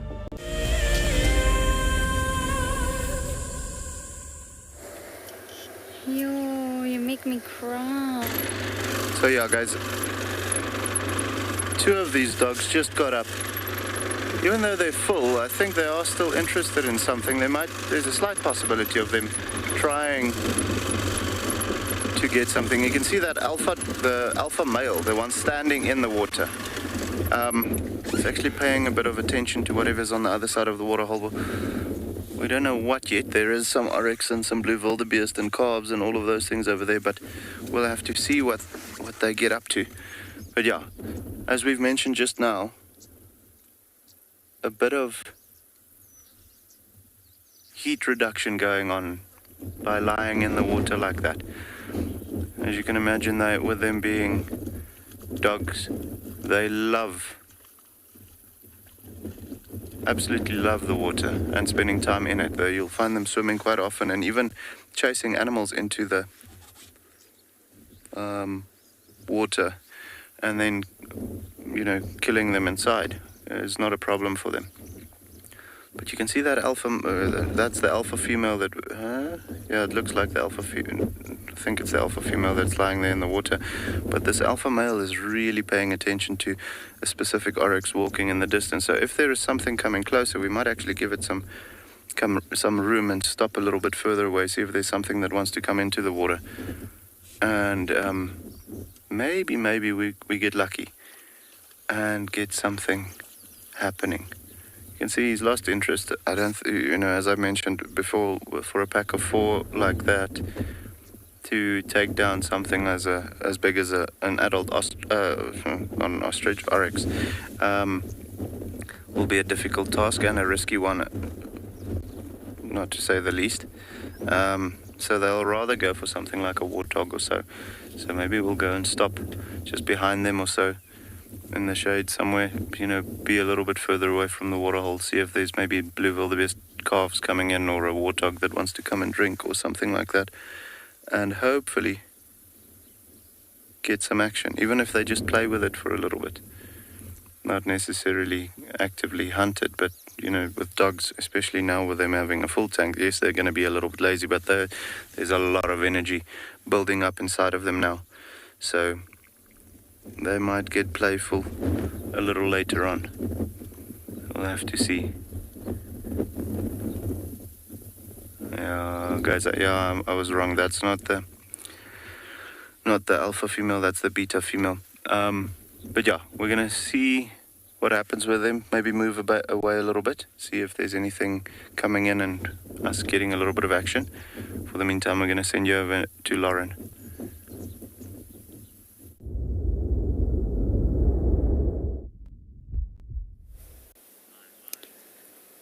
We have Miss Ribbon. The most incredible sounds. Someone was screeching, which is a nervous sound. A hyena is very, very unhappy, but I can't figure out who it is. We've got Intima, Pumela, Gingirika, Ribbon, and we're at den number 3 again, everyone. So if you want to send in your questions why, I'll stop you right there because I have no idea. Unless Ribbon's here because the older ones are here. Hi, Ribs. Looking good there, girl. Definitely feasted on something. And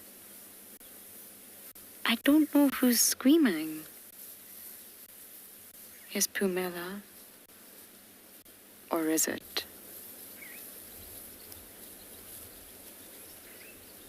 I tend to get them muddled up.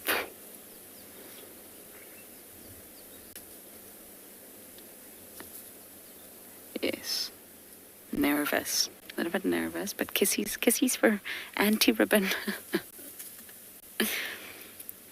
And forcing her into a greeting ceremony.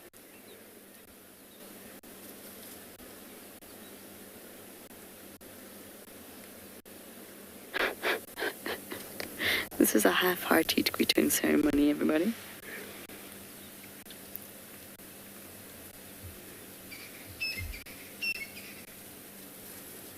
Ah, that's Kengirika, with the cut in her ear.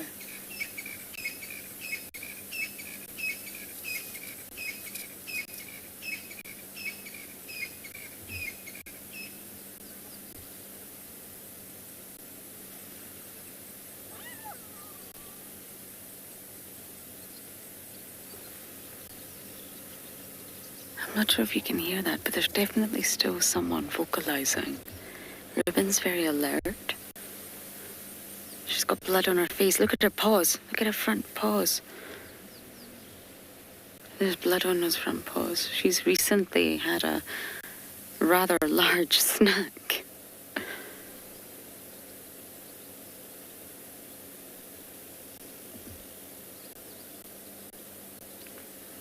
Look at the concentration, just processing.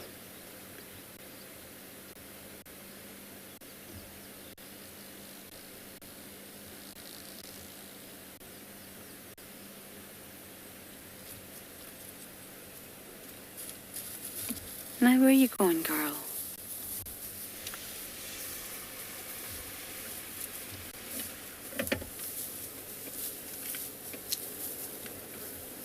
She could possibly be looking for Ngwazi and Shimbulu. Oh, Cuppy's bounding after her.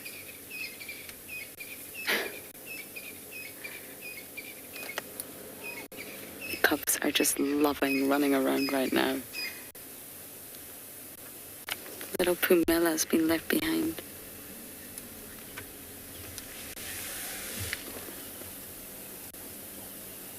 Sorry, Jared, one more time. I'm too busy trying to figure out where everyone's going.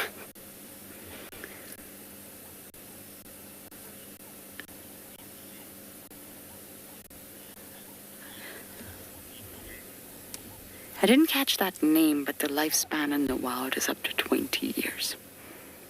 They can live up to 20 years in the wild. I'm not including captivity here because, of course,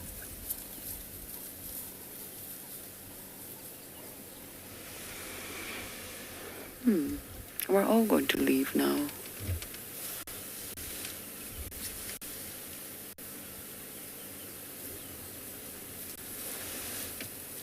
This is FOMO, fear of missing out, can't be left behind. But yes, it can live up to 20 years on average, of course. So I'm hoping they're all running to den number 1, which means once we reposition, they're all going to be there. It's actually really nice to see them using den number 3 again. This was where all the spotted hyena magic happened for a long time. Look at that. This is den number 3, empty. It's just perfect. Perfect viewing for the Inabinas. Okay, Impo, let's race around once again to the other den. But I can hear something. Someone's in here.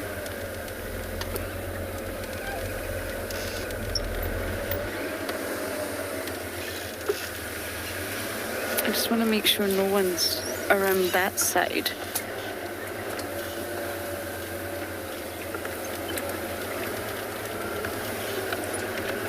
It's always worth checking. And I'm really desperate to catch up with Hart. I don't know where Harticus is.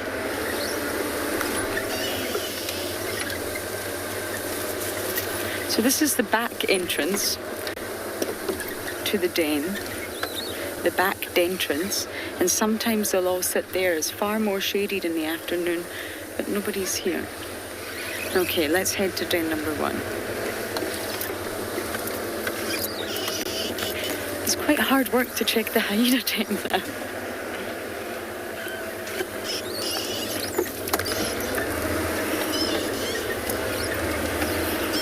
Okay, let's quickly zip around and see if we can catch up with the clan.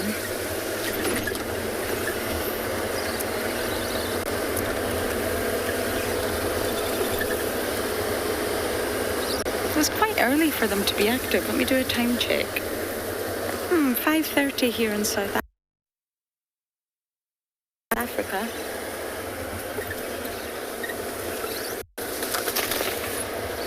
Nathan, everything and anything.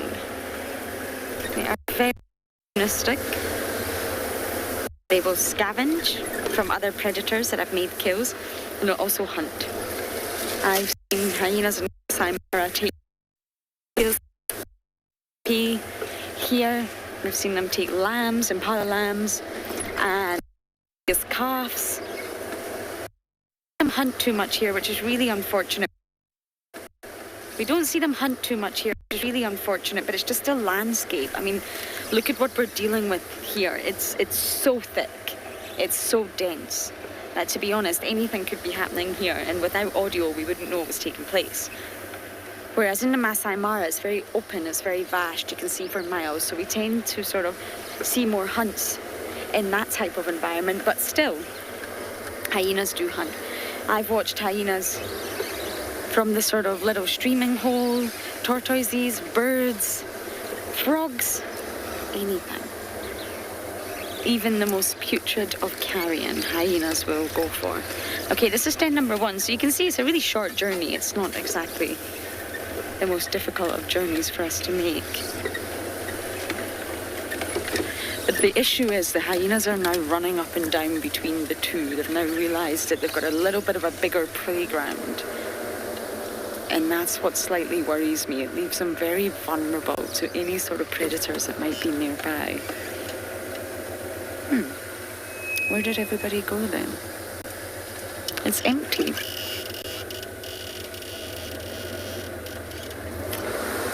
Okay, well, let's just head. They may have gone for water. And I know just the spot. I know where we're going to check.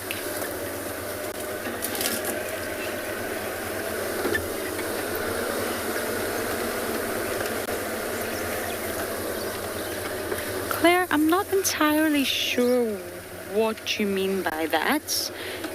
The only den that they use is the active den. I'm not sure what you mean. They have lots of dens, but it will only be the ones that they are using at that point in time that we will call active.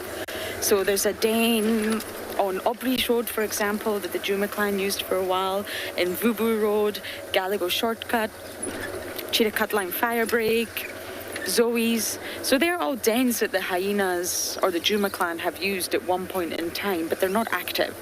So when we say active den, it's only the one that they're using at that point in time. And it seems to be that they're using 2, so that means that they're both active. They're using den number 1 and den number 3. I don't quite know what happened to den number 2. So I hope that answers your question, Claire. But they're not all active. And I'm sure there's many that we don't know about, of course. I'm more than sure of that. That we've just never sort of stumbled across, we've never found. Okay, so from my just predator, we're going to send you across to another one in Tswalu.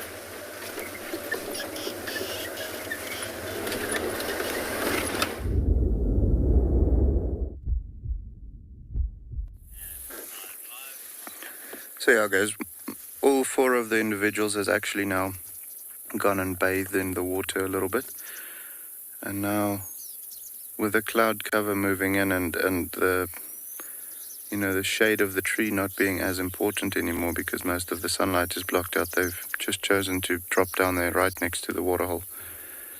You can see still a lot of insect activity, ears flapping and tails swishing the whole time.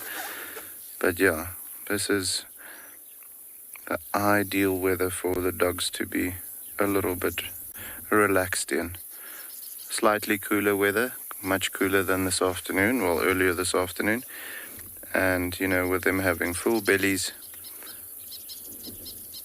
they save a lot of energy to be able to be in the cooler weather and not have to do much.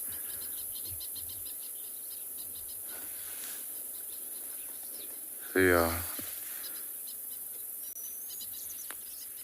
beautiful. I love those large ears of theirs. You know, not only do they use them for hearing quite efficiently, which is quite important for them. I mean, they not only need to hear danger coming and prey species alarm calling and doing all of those things, but they also need to communicate with one another,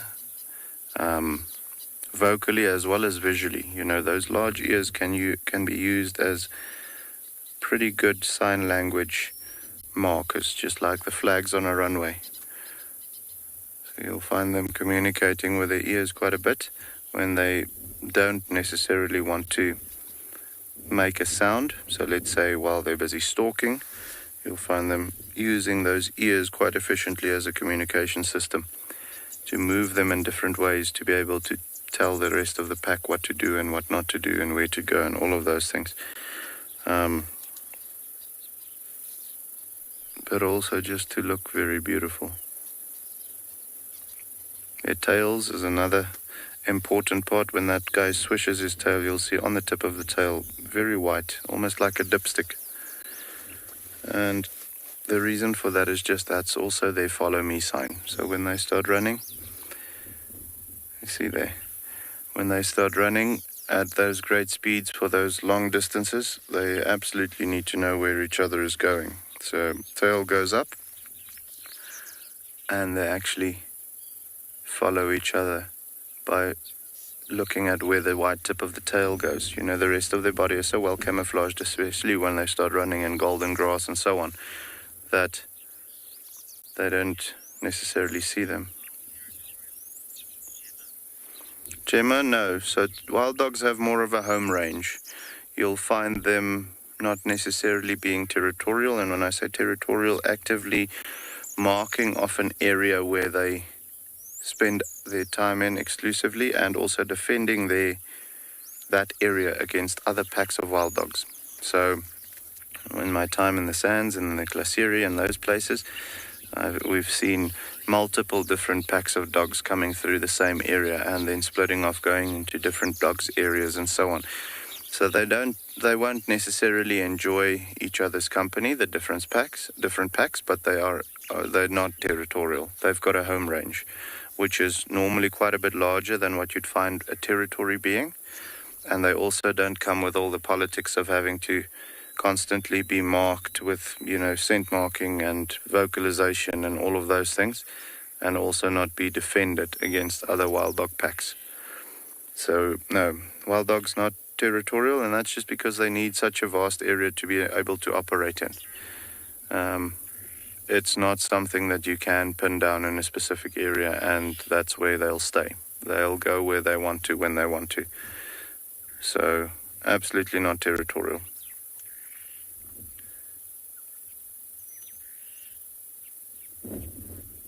Yeah, but they're lazy.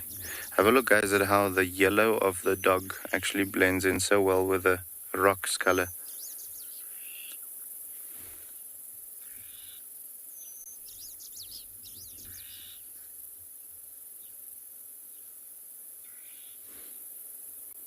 Perfect coloration, eh? I mean, the red of the sand is slightly off color from what they are, from what their coloration is, but while they're lying still like that, or if they're going into stalk mode, then it's so difficult for something to spot them.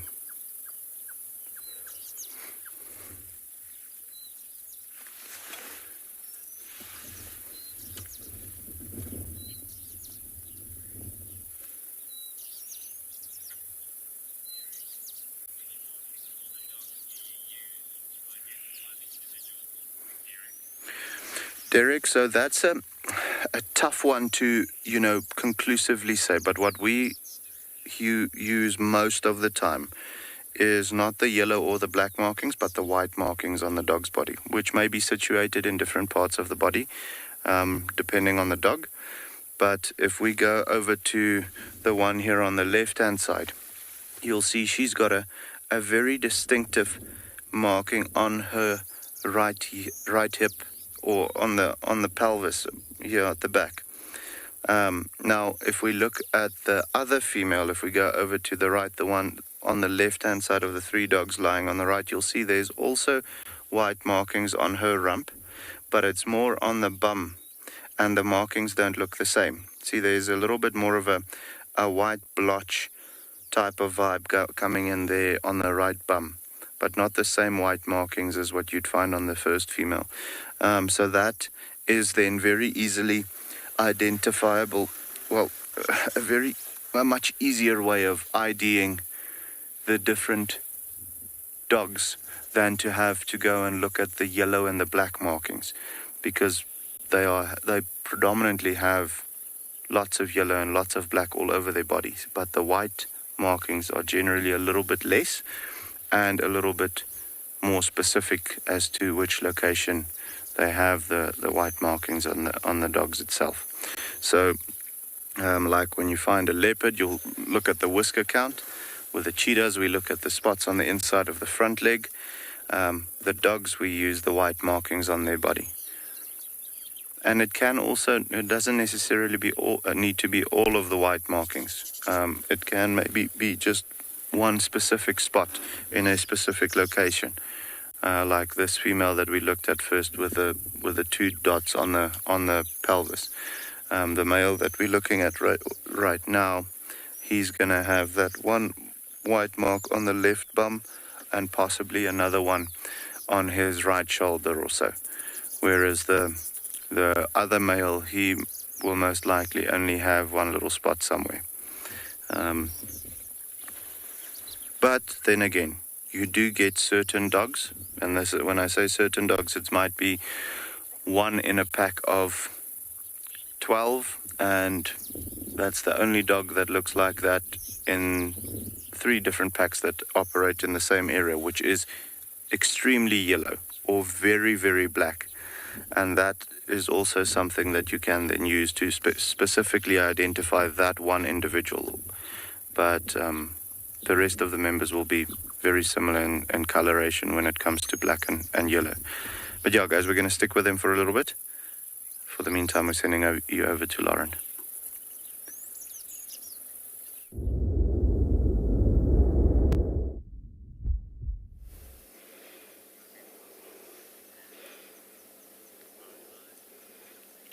I knew where to find them. Ribbon has settled nicely into a bit of a wallow. She's wallowing. And Gingirika and Pumela, who are Heart's cubs, have just followed her. The cubs, they don't want to be left anymore at the den side. They want to explore. And every time Ribbon swooshes her tail to swat away the flies, she keeps soaking the cubs. We're just on Weaver's Nest, so they just move to cool down, to wallow. And they'll end up just wandering back to the den again. And she's so tender with this pair. This is not her cubs, but she just lets them sniff and lick and play and jump. Good old matriarch Ribbon. She could potentially be aggressive and shoo them away, but she doesn't. She never does. Ribbon is just... Oh, Ribbon is one of a kind. I know I say that all the time, but she's a very special matriarch. Waffles was also the same, or when she was the matriarch, she was the same. Waffles from the Masai Mara. Very unique individuals who have clearly lived... Oh, hello. Who have clearly lived life at the bottom of the ladder. Ribbon's story is remarkable, and I think it was Michael Fleetwood who wrote a beautiful article, or, sort of retelling the story on the Hyena Facebook page. They've all got their Facebook page. And from rags to ribbons. And it's very well written about Ribbon's journey from being the lowest ranker from being that one that nobody cared about, that everybody bullied, only getting scraps of food, losing cubs. And here she is, look at her. The Djuma clan, yes, we're looking at you. The Djuma clan is thriving. And Corky's still very much part of it. I've seen Corky and Ribbon interact. It's not aggressive. Nectar far too comfortable. They either think they're humans or we think we're hyenas. So comfortable, they're very habituated. I mean, for a long time now, many years from Jamie Patterson until myself and everyone else in between, James Hendry, we have spent hours at this thing. Hours and hours and hours. They're so accustomed to us. It's actually really special, and that's what habituation is all about. Everyone keeps making me laugh when she does that. Trying to be like one of these models on the beach. But yes, that's what habituation is all about. You just spend time with animals slowly but surely. If they're skittish, like Mulwati, or even Kara. Kara's a great example, Shudulu and Hukamuri's daughter. She was a very skittish youngster and she spent most of her time naturally on Simbambili. She's obviously exploring now, and they limited the vehicles when spending time with Kara to 1. Even when she was approaching sub-adult years, not just tiny little cub. And then, slowly but surely, she became a little bit relaxed with 1 vehicle. So then they upped it to 2, and they kept it at 2 for a very long time, just so that she can get used to sounds and smells and sight, and slowly become habituated and understand on her sort of cognitive level that the vehicle's not going to hurt you. It's a process. They have meerkat habituators at Tswalu, as you know, and their job is to solely just habituate these animals, get them used to their voice. They read books, they play podcasts, they sing, just to get them used to human presence. And the Djuma clan, I can assure you, are very used to them. And especially these cubs from Ngwazi and Shimbulu, who I am still convinced to this day. I watched the clip the other day that we caught them at 1 or 2 days old. Here they come. Pumela, Gingirika, Braveheart, Navella, and Antima's little one have all experienced human interaction since they were extremely young. So it was normal for them. It's just normal to see this vehicle that comes and watches them. Well, the other one's on its way.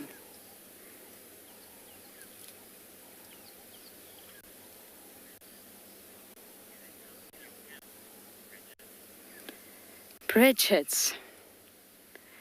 Every night, going by the tracks. We see hyena tracks in our camp every single night. I mean, Swazi was pretty much living in our camp for a while. I haven't seen him. It doesn't mean he's not around. But every night, they come to our camp. Some of my best memories and funniest memories have been with hyenas inside our camp. Yes, Ribbon, you. But they very much know it's sort of a human civilization, and they also know that they are not supposed to be there.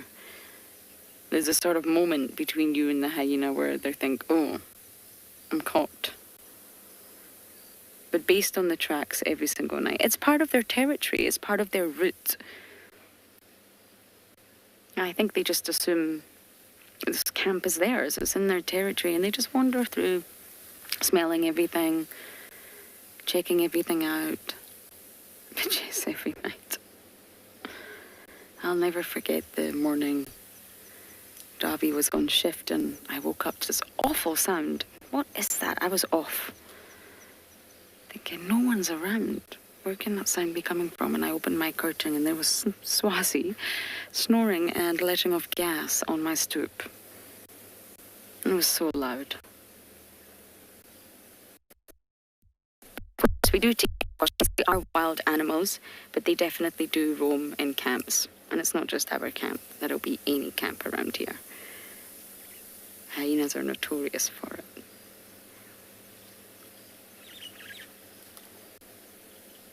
They just follow their nose. They're highly olfactory, and they just follow scents. That's how they navigate their landscape.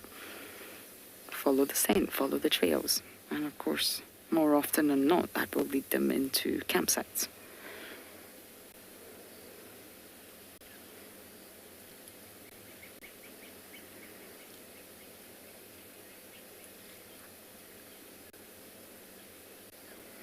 Okay, I'm going to sit here because this is absolutely ideal. We're also in the shade and enjoy watching the antics of the Djuma clan.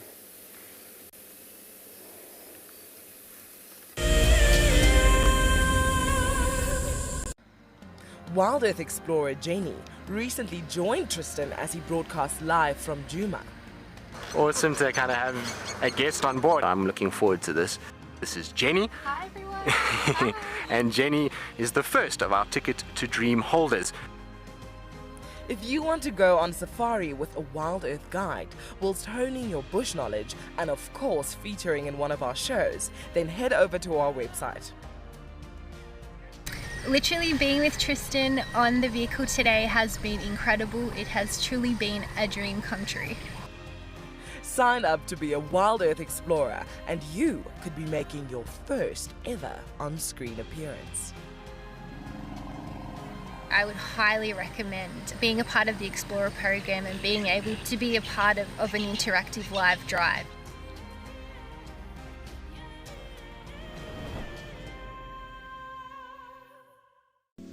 Well, one track here in front of me, and then one track went right there. I want to follow the track with the cubs.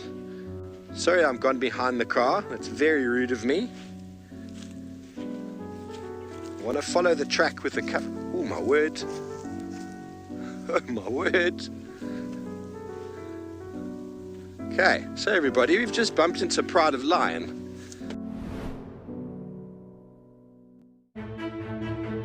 I'm Nikki here at andBeyond Ngala in South Africa. I love getting questions from viewers about all the small things within the environment and how it all is integrated with one another. If you want to ask me any questions, please simply register with the WildEarth website, head across to the Live Safari page and then post your questions there. I'm looking forward to chatting to you on my next WildEarth drive.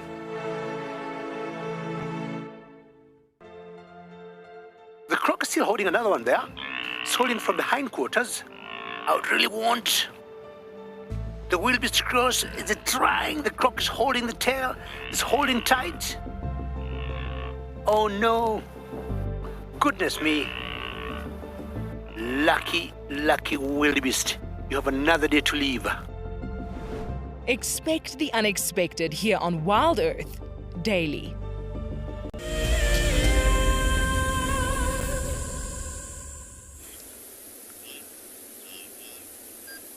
Right, so we finally made our way into the west. We've been driving for quite a while in areas where the signal isn't too bad, and I'm convinced we actually came across a very unrelaxed female leopard. And we found her tracks, and it went into the side of a riverbed. And as we stopped, something just pounced out of the grass and went further into a thicket. And I'm convinced there was actually a leopard there, but we couldn't really follow her. With all the rain, we can't go off-road. So we decided to make our way to Alfred Dam. So this is the large watering hole out here in the western part of Ngala, and a firm favourite for, I think, anyone who's ever been here to come stop for a sundowner. As you can see, I mean, this place is just magical. It is so peaceful to come sit here. There are, I think I counted 5 hippos on the northern side, so the furthest edge, but I can't see any of their heads popping up now.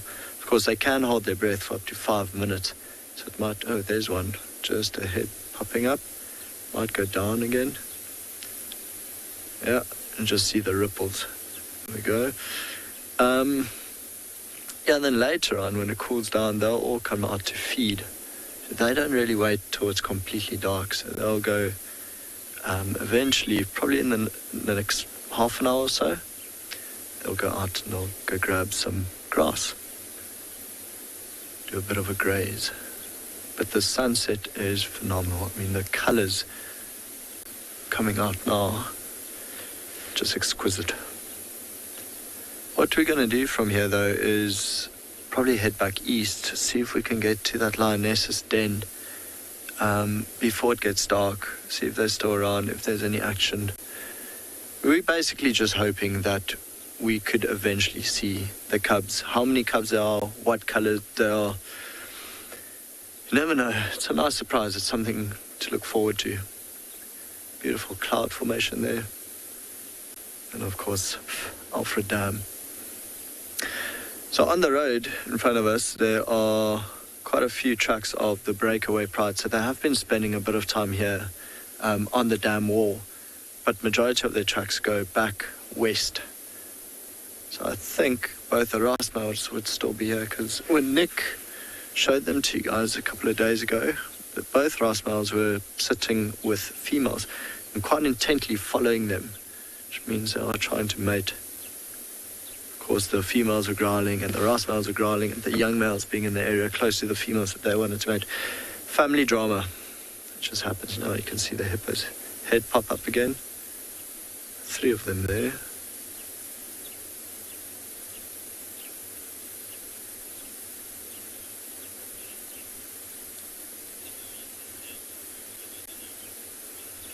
Justin, good question. Hippos would leave this dam to go to another one, especially when it dries up. So that's what we had happening in 2016, 17, is that this entire watering hole dried up completely. So everything you see here is just rainwater. And all the females, they could go further north, and the youngsters go further north into another watering hole. It's sad though, for the territorial males, they can't just hop out and move to another watering hole, because there's usually another territorial male there.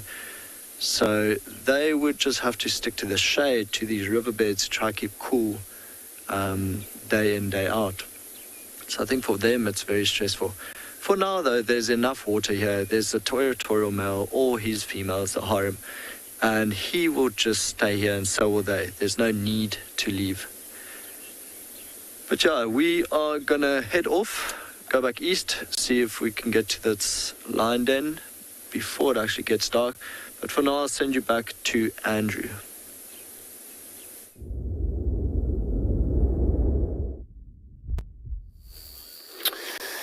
Good luck, Ron. So we got to come across the spotted hyena on the forage, yeah. And we're just walking along the road, but now just into the grasses. Trying to walk away from us. It's actually still young.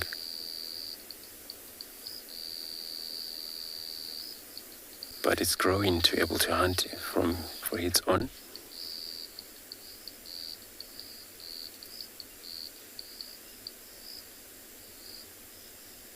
And this is the best time for most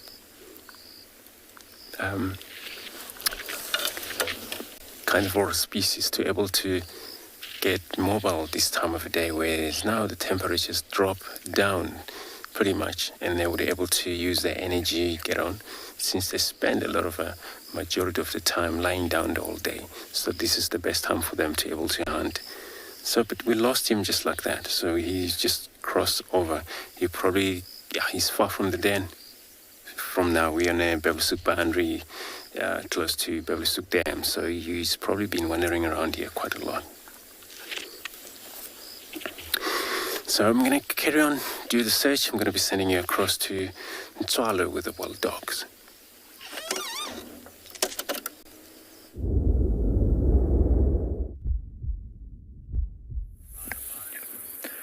Alright guys, so as you can imagine, with their bellies being full, they're not doing too much. There's one of the males that every now and again shows interest in the animals moving in the distance, but not really, standing up and going there. Completely normal behavior for the dogs to be a bit lazy after what seems to have been a big meal this morning. I think it was either a large warthog or possibly a blue wildebeest calf or something like that.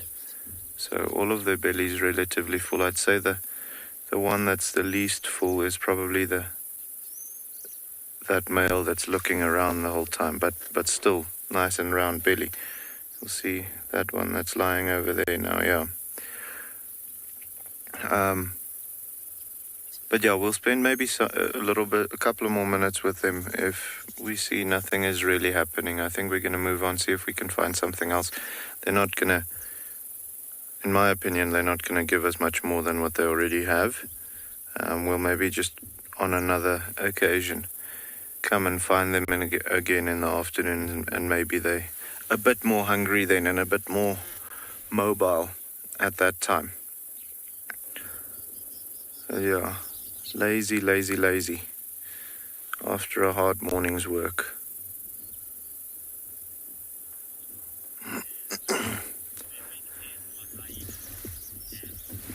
Sam, yes, they do make dens. They'll most of the time not physically make them themselves.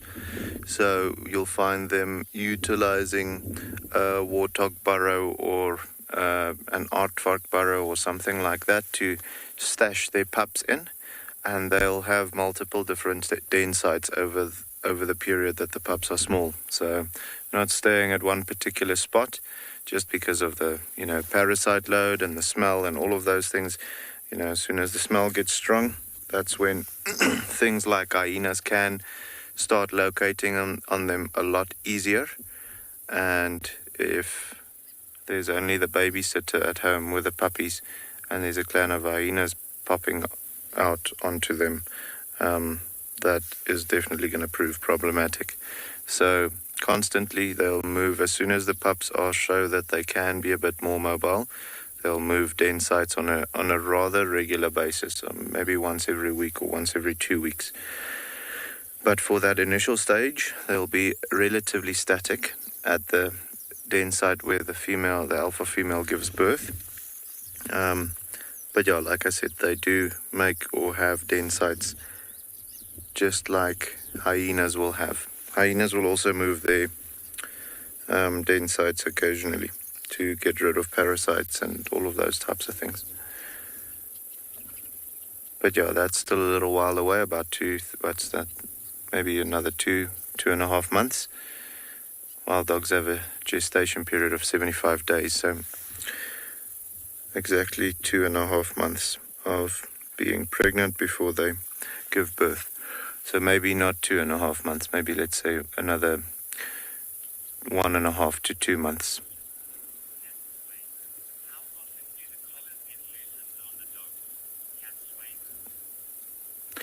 Cat swain, so as soon as they fit the collar, after that we generally don't loosen the collar. It is designed to not be too tight to cause discomfort for the dog when it's at its fattest, and also not be loose enough for it to be dangling around too much and be uncomfortable, when running.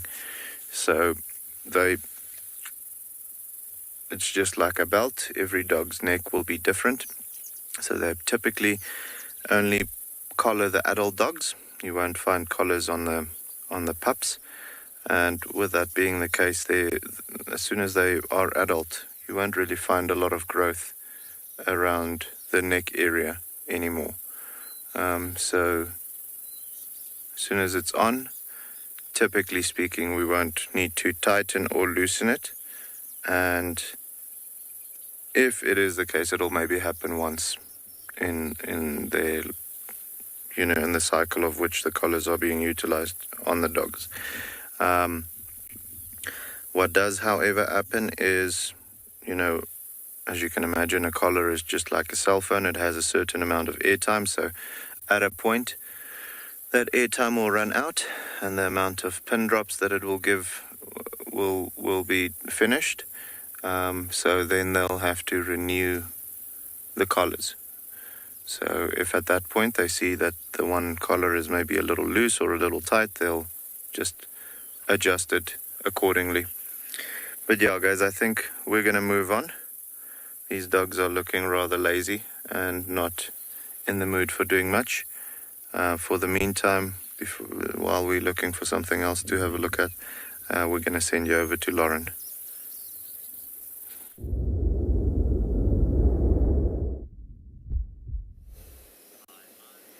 Good luck, Mo. Talking of lazy, we definitely have a lazy individual right here. She's not moved much, but with a full belly like that, of course she's ridiculously comfortable in this puddle here. Not the most flattering of angles. And the cubs keep coming and going. They really are running everywhere now, which for Pumela and Gingarika's age is not recommended. And Gwazi and Shimbulu are obviously a little bit bigger and a little bit older, but Heart's pair are still extremely small. And Ribbon's in her prime. She was born in 2013, the same year as the Avoca males, so that'll make her 7 going on 8, give or take. I don't actually know the month she was born in. And she was so low ranked that she was small and weak and assumed to be a boy for a very long time until she, well, gave birth.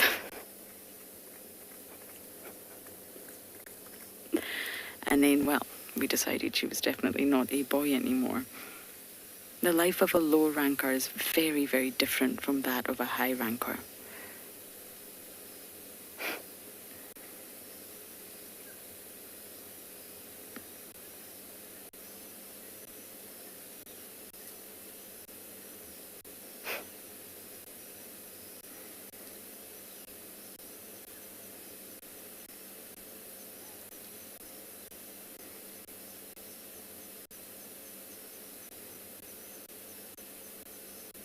And it's so lovely to see her out spending time with cubs that are not her own.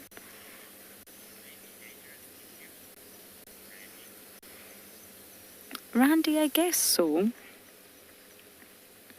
But generally speaking, they're not. They're really not.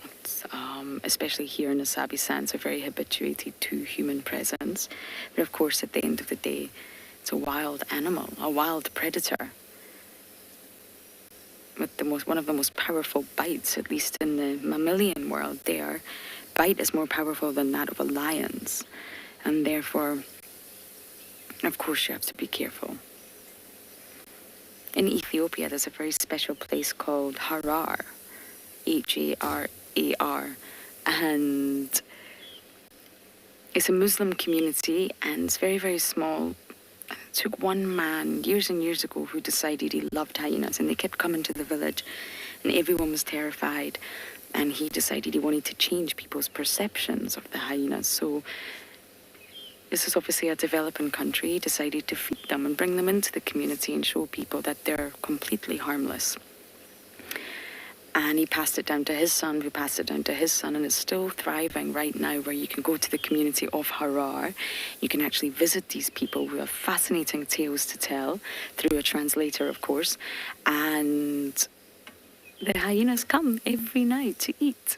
And you can actually put a stick on your mouth with a little bit of meat, almost like a kebab stick, and the hyenas will take it out of your mouth. I wanted to do it, but Darby said no.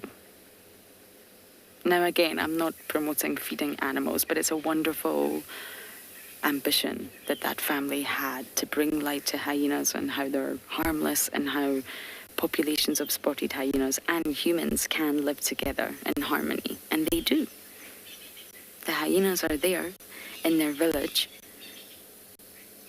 So instead of being scared of them and fearing for your life, why don't you educate people? It's such a wonderful, wonderful initiative. You can Google it, the hyenas of Harar. It's still on my bucket list to have a hyena jump on me and take food from my mouth. I don't think everyone will agree, but it's definitely on my to-do list.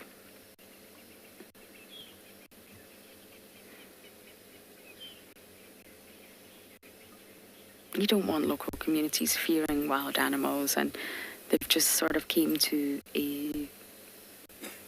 they've developed a symbiotic relationship, if you like, the hyenas and the community, and it's beautiful. It's a beautiful story.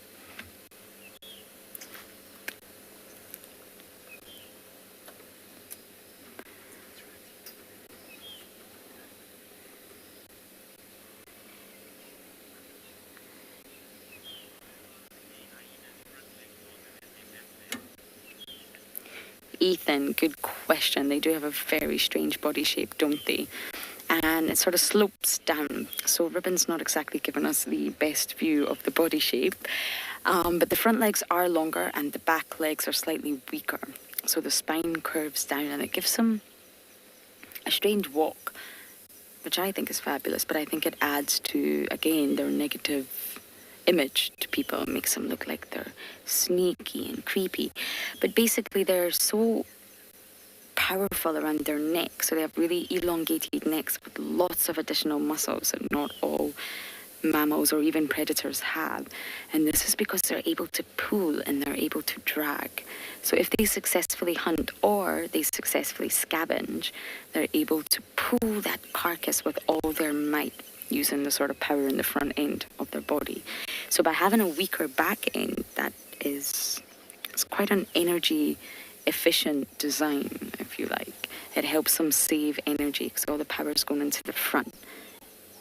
So when they're walking or even galloping or running, they're able to save a little bit of energy instead of wasting it unnecessarily so by having that unique body structure.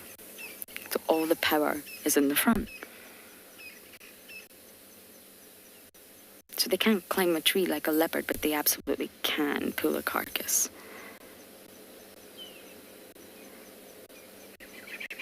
Ribbon's little tail swing is absolutely goals today.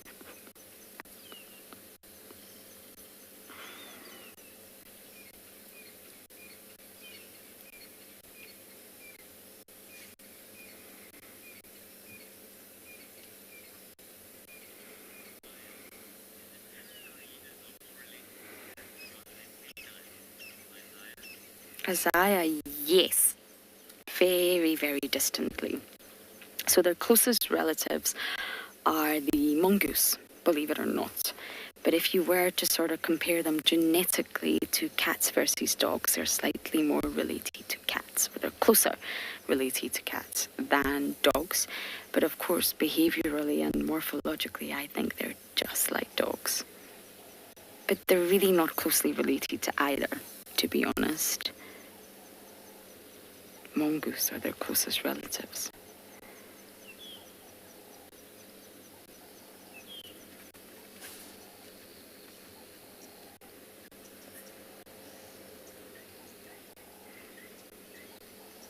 But yes, between the two, they're definitely more closer to the felids than the canids.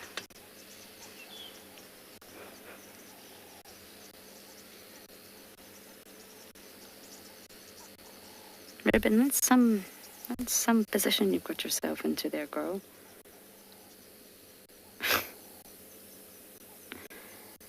I think something's telling her she has to get up, but she also doesn't want to get up. I imagine the den will be active now. I think in just a moment we will head back round and see if we can get any action with the cubs.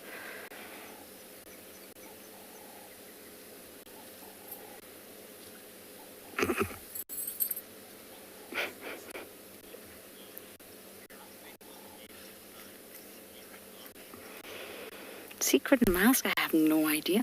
I've never been in one. But I think they're going to invite me in soon, but I would imagine larger than you think, if that makes sense. I think it's sort of the iceberg effect where we only see the tip. We probably only see about a third of it. I think that's a perfect ratio. I imagine it goes really deep inside. James Hendry once climbed into a termite mound, which was a hyena den. That was rather entertaining, but I really don't know.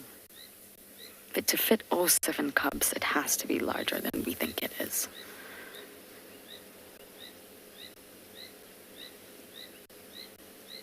Ribbon, are you really comfortable like that?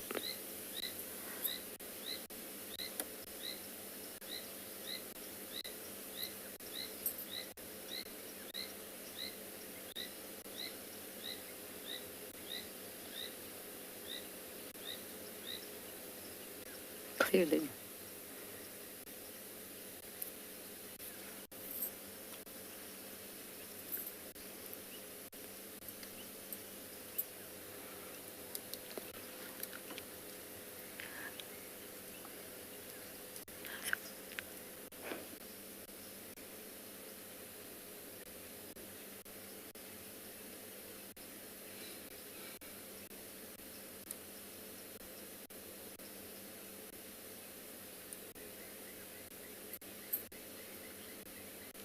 going to try and navigate around our ginormous roadblock here and slowly make my way to the den.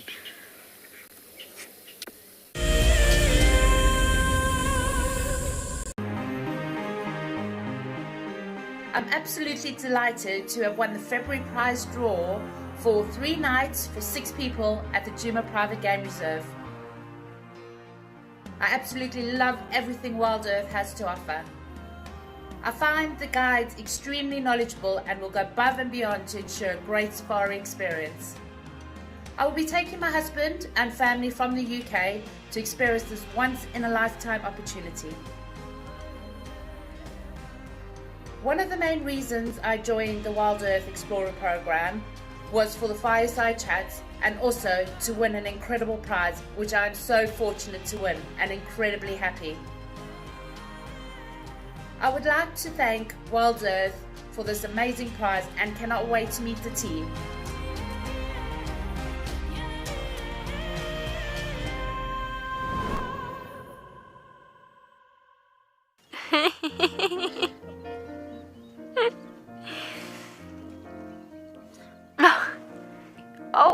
Oh, what are you doing? Are you trying out for the ballet?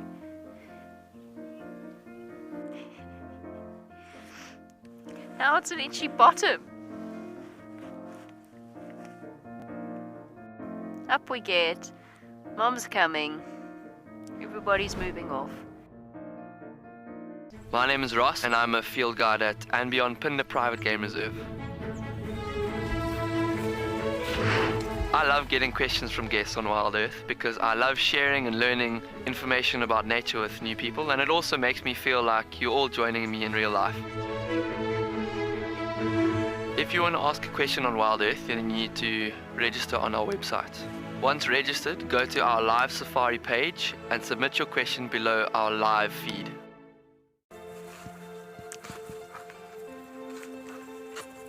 Hello, Mama. Just checking us out, everybody. There's no aggression here. Very relaxed. A herd of elephants moving around your car like that. It's truly, truly magical. Tune into WildEarth every single day. It's in your nature.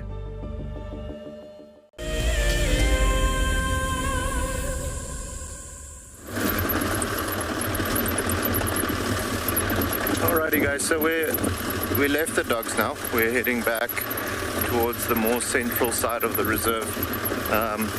But yeah, this is typically the area that if we do come and do a night drive now during summer, because that's when those animals are active, come and look for aardvark and like pangolin and those types of things.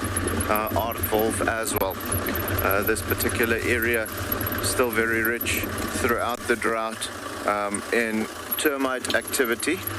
So with that being the case, you can imagine the animals that are feeding on termites would have concentrated their movements around here. But yeah, beautiful. I love this area of the reserve. It's nice and flat and open. Almost reminds you of a more low veld type of feeling, you know, still thorny bush veld with lots of grass coverage underneath, but not too thick like you'd find in certain areas of the low veld. So beautiful. You can imagine if our leopard population were higher and so on, this would be an ideal area for a leopard to be operating in. Lots of steenbok, lots of grey dagger, lots of warthogs, so lots of food for them to operate around. However, with our leopard population being quite low, we find them hugging the mountain a little bit more. So not necessarily coming out into the plains out here. The mountain now from us is probably about 4 or 5 kilometers, maybe 6, a lot more than that. I want to say 7, 8 kilometers away. So for a leopard to have to walk from the mountain to here at night just to be able to feed or to look for something to hunt would be unnecessary. They'll find something closer to the mountain as well. But this would be the ideal environment for a leopard to operate in for more, you know, more of a savanna-like cat. rather than a rocky environment. Yeah, the clouds are just starting to blow away. The sun is starting to come out. You can see now how the grass is getting golden.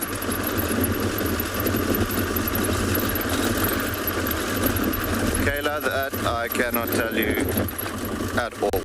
We're not sure about the pangolin population in Tswalu. As you can imagine, with them being such secretive animals, we have no idea how many pangolins we've got. However, pangolin viewing at Tswalu is exceptional. We are very lucky to be able to have a healthy population when it comes to the pangolins.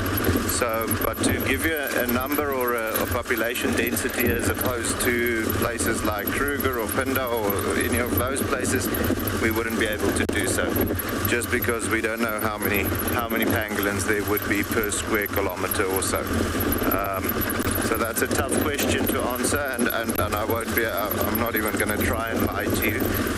But like I said, very healthy pangolin viewing, very healthy pangolin population as well. Even after the drought, there's been quite a few of them that didn't make it, unfortunately, not because of anything else other than the fact that, you know, with the drought coming through, the termite activity dropped, and that unfortunately caused a lot of the pangolin territories to not have enough food to sustain all of them.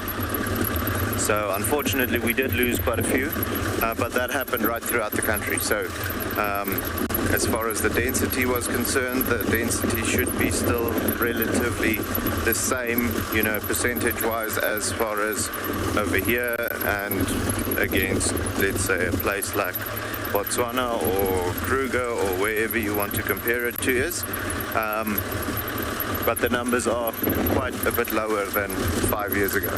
If we have a couple of good years like this year, and the termite activity recovers to where it should be, then so too will the population of not only pangolin, but aardvark and aardwolf and all the termite feeding animals, or mammals for that matter, will then pick up as well. But yeah, can't be able to tell you if we've got the most pangolins in even South Africa or in Africa or in the world or wherever, because we don't know how many there is. They're just too difficult to keep track of every single individual. They are absolutely the masters of stealth, not necessarily because they specialize in that, but just because they are designed that way.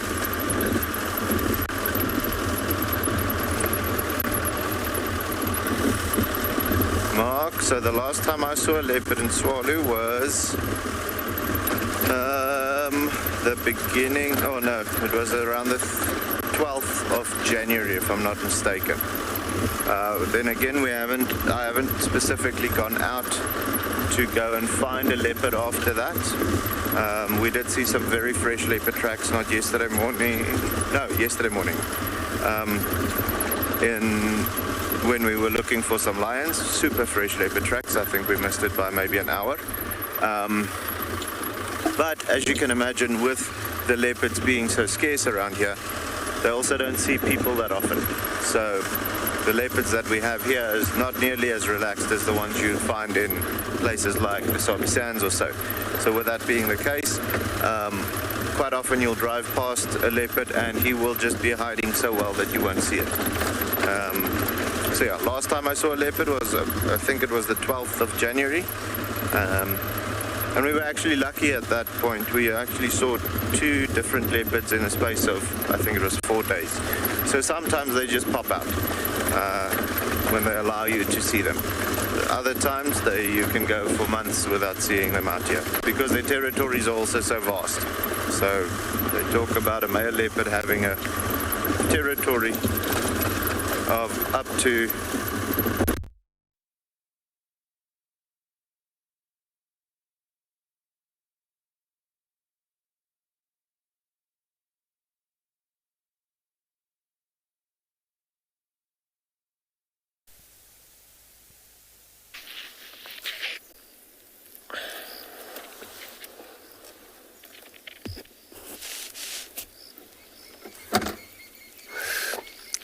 So I came to this area.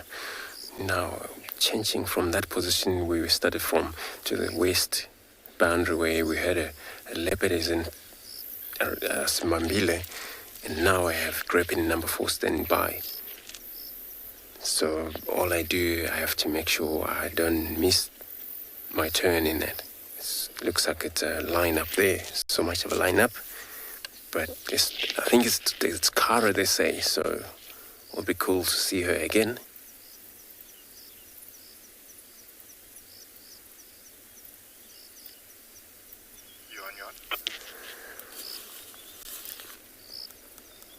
And then looks like she had to actually make a lot of movement, because last time she was seen inside Bevlesouk, in one of the camp near Jacana area.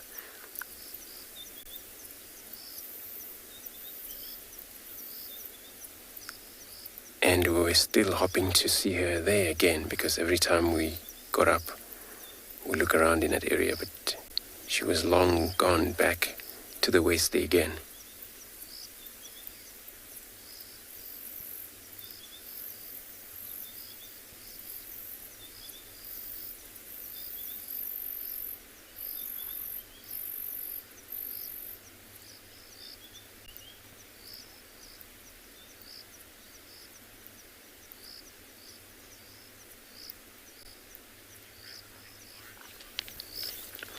So I'm going to stay put. Hope I get to my turn into that sighting soon. I'm going to be sending you across to Lauren, also where she's on her bumble.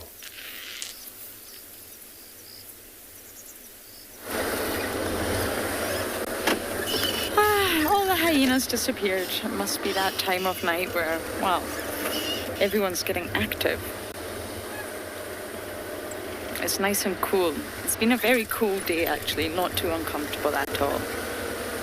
I just hope those cubs don't start exploring on their own. Anyway, let's not think about that. I wonder what leopard Andrew is waiting to see. The leopard sightings are slowly starting to pick up. There's lots of people here to see Tandy and no one knows where she is. But oh, it's Kara. That's good news, because she did wander into the Mangulati and I was a little bit worried about that also. But Sabui and Langa, I believe, are on Hoffman's on a kill. And Shadulu went very far west, Elephant Plains. Klalamba, of course, I gave my update this morning. And that's where I'm going to go. Now that it's getting dark, I'm just going to slowly loop around the area that Klalamba was last seen and see if we can catch any signs of her on the move. I do miss that girl. She's obviously been very busy, and that's why we're not seeing her. But as a mother, even if you do have cubs, even if she does have cubs, she still has to go on territorial patrol. She still has to actively scent mark, sometimes even more so, in order to protect her cubs and stop any leopardesses wandering in.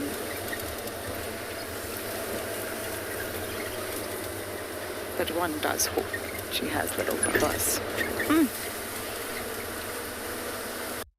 Such a great prospect for the future, Djuma.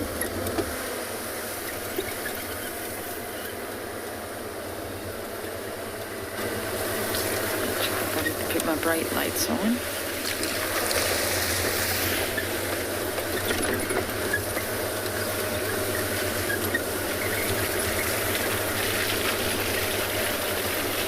Can you smell? Oh, spider web. I don't like breaking the web. I'm sorry, Mr. Spider.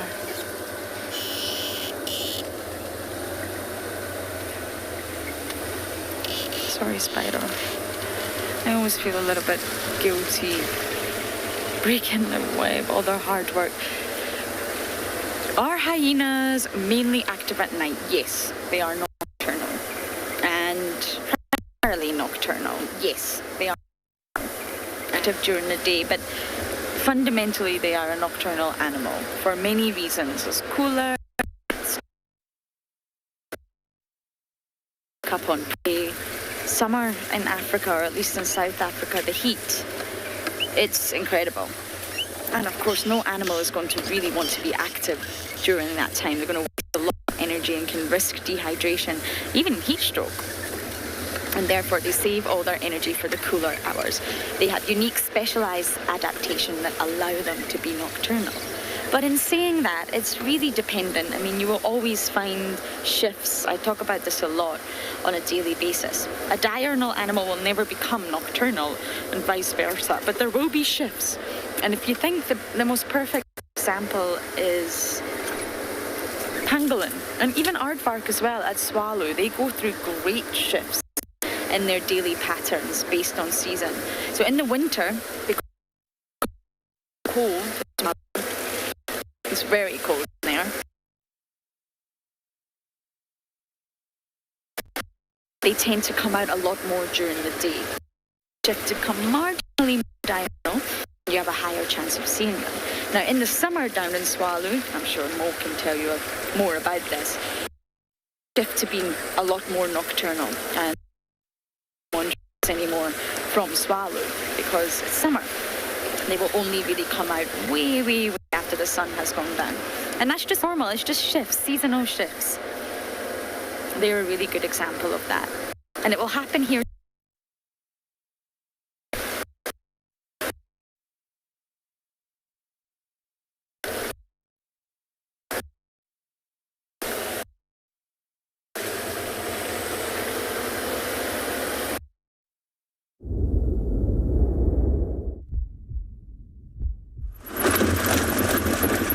So sorry about the previous segment. We got cut off. One of the camera's batteries just ran out. So while we were live, to come back to the leopards. So the male leopards, they'll have territory of up to over 100,000 hectares. So that's huge. If you compare that to in the sands where they'll maybe go 1,000 to 2,000 hectares if it is that much. Sometimes a little larger, but they can go as small just because the female population is so high in density over there. So with that being the case, out here, like we only know of one dominant male. So yeah, guys, we're going to continue moving on. See if we can find something. We are still far away from everything else apart from the dogs. For the meantime, until we find something, we're going to send you over to Ngala.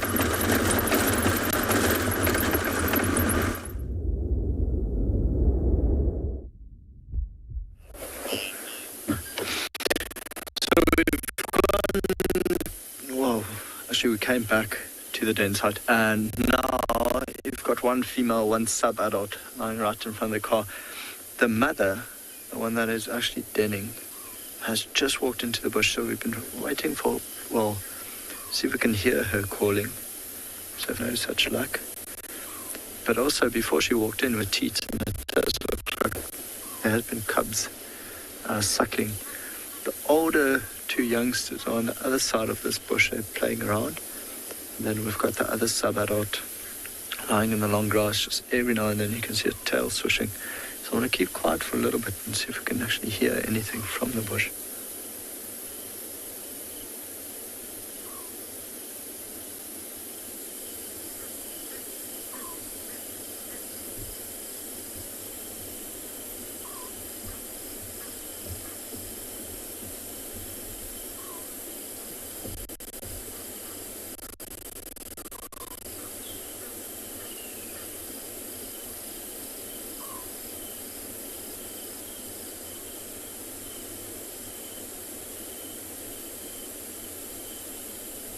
No, I think at this stage, I actually think I could hear the other two playing on the other side.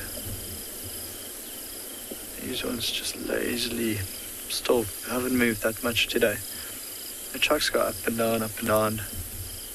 Let me try, I'll just reverse a little bit because the one's now got her head up and I think she's behind the tracker's seat. Let's see if that is better. Should be. But good time to get you. I mean, this is exactly the time you want to spend with lions. This is when they wake up and actually start getting active. So yeah, that's one of the sub-adults. Big yawn. Might go look for his sister now.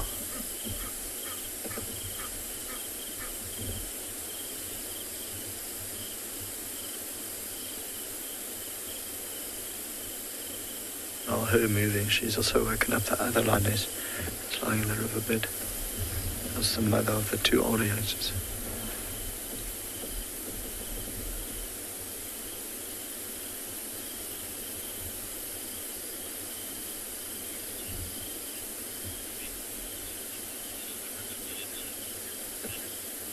Vince, no. So I think whichever side works for them. I think that it's just more open up on this side, and the river's actually flowing on this side. So this is where the water is. But for now, when did they get here? 2 days ago. It's actually the first time they got here and actually got to spend time at the den, Vince. So I think, yes, because of the water, yeah, it gets hot, they go for a drink, and then they go lie down again. But the lioness is actually denning. She can enter from whichever side, and their tracks are on the other side of the bush as well. So on the northern side, where we are now is just on the southern side of the river. Interesting. We were here about 4 days ago, and there was a massive troop of baboons that got up into a tree here, and they spent the night. Now with all the lions here, the baboons have left, of course. Safer for them. I think this lioness might, so in that tree that we're showing now, that's an Anna tree. The troop of baboons actually roosted there or slept there for the night. But now there's no baboons, no tracks of baboons. I think with an entire pride of lions here, you wouldn't want to spend the night. Though when you're up in a tree like that, the lions can't climb the tree. Just getting to the tree, that could be a bit tricky. Shame, notice how busy her tail is. It just flies everywhere. Actually, you can see it. You can see all the insects in the shot. It's flying in front of the camera.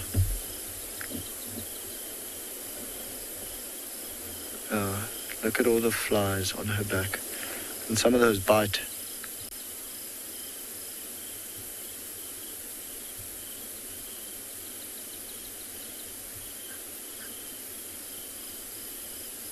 Oh, I think one just bit her. Poor thing. It must be so hard not having hands. Just a tail to swish. Then, of course, we've got a lioness in the west. Does not even have a tail anymore. Got bitten off by one of her pride members, one of her family. When she was very young, though, so I don't think she's ever known the difference of not having a tail. Big yawn from this lioness. You can see the ears draw back when she yawned.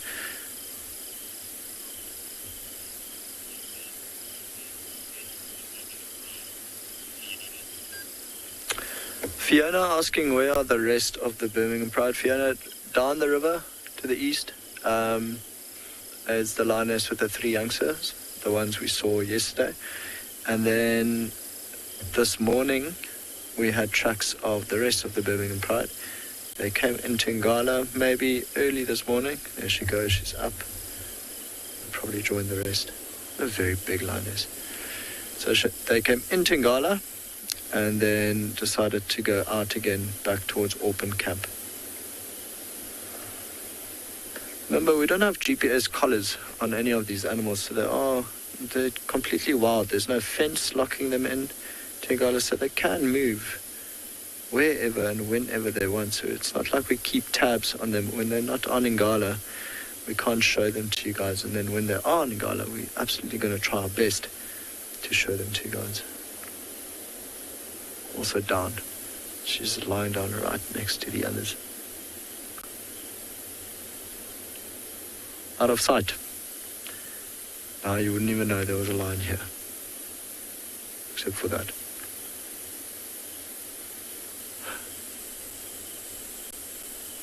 Those are looks like the 2 youngsters.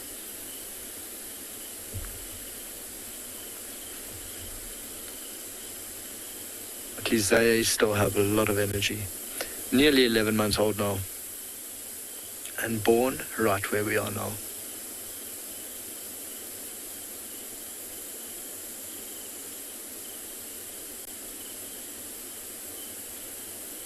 But it's scary when the grass is this long. It's scary to track anything. Even a pride of lions, you can actually, in the mornings when you go out, there's still a bit of dew on the grass, and you can see which direction they moved. The grass will bend in a certain way, and it almost makes a perfect path. But it's actually very scary to walk on it, because they could be lying 4 meters in front of you, and you wouldn't see them. Oh, heads up.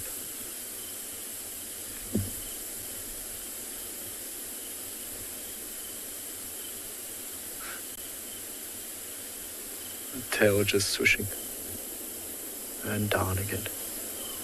Such a tough life. Such a tough life, moving 15 meters from the riverbed into the grass.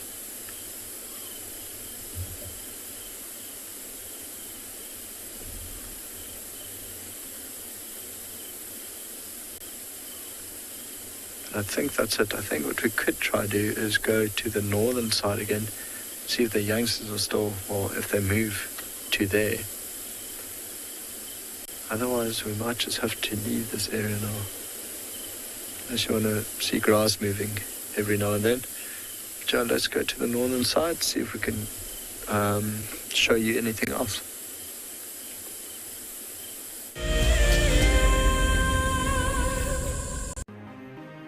It's the month of March, and WildEarth is offering you the chance to win a brand new prize.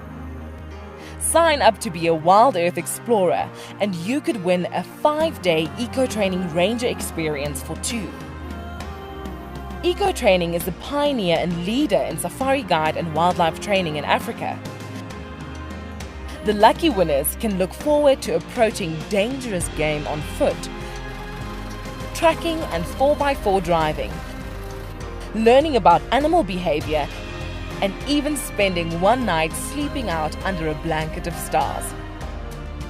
In addition, you will also get the exclusive opportunity to join the WildEarth team on the broadcasting vehicle. Sign up to be an explorer now, and it could be you that wins this life-changing experience. Terms and conditions apply.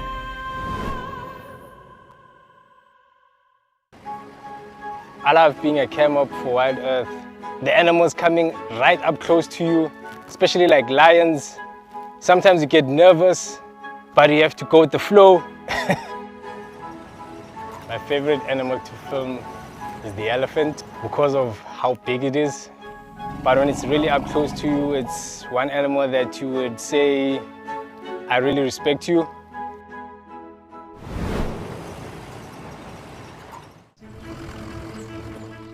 My name is Taylor McCurdy, and I work for Eco Training. I love hearing from all of the viewers. However, I particularly enjoy those of you who have been watching for a few years. Your questions are just so advanced, and they really get me thinking. If you'd like to ask a question on WildEarth, you need to register on our website. Once you've done that, head to the live safari page and submit your questions below the live feed. Something very, very interesting. I didn't plan this, but this is a scene, rarely seen. This is what we call a journey of giraffe. So beautiful.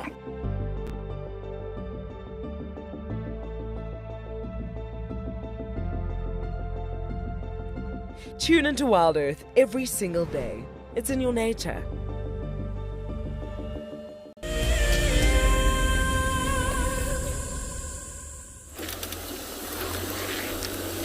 So cool that. So now we are back waking around with a spotlight. So I haven't actually yet been to that leopard. So since that lineup was still carrying on going, and then now I have shifted into probably number 1 standing by. And then maybe soon I'll have my turn to go to that sighting there.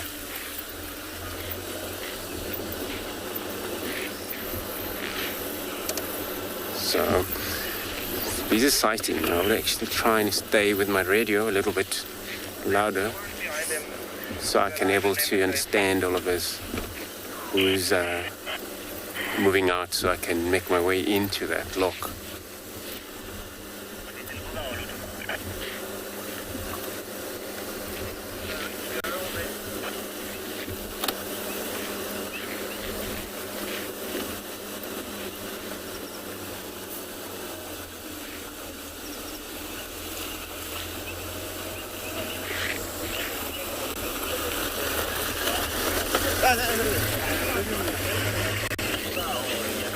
So let's get in there. Looks like I might have a space. Looks like it.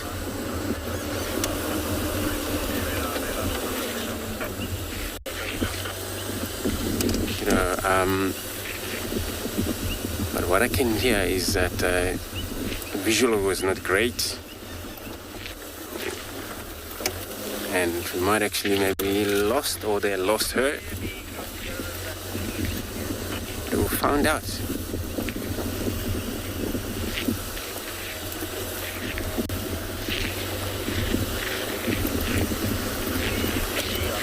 Oh, it's a hyena. Hyena. Ah, yeah, we got infrared. So we got a hyena here while we were making our way to that car. But what I hear looks like I lost a visual of her, which is of course in the dark, and then it's possible of wet. The guys couldn't keep that sighting with them. So I can't believe I was just getting in there now.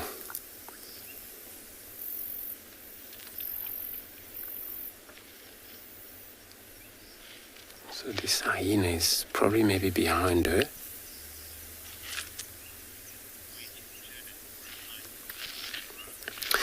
Jiro, so you're asking why do I have to wait for my turn to sighting? So sighting, when it's a sighting, it's actually 3 vehicles allowed to be in a sighting at the same time. Then what happened there, so we take a turn. So there where you find there's a standby number 1, which is that person has to wait for the first person got into the sighting. So we rotate sighting, so make sure we don't overcrowd the sighting, so it's controlled that way. So when when I'm saying earlier that I was number 4, it means that was a 3 standby in front of me, so it was 4th standby.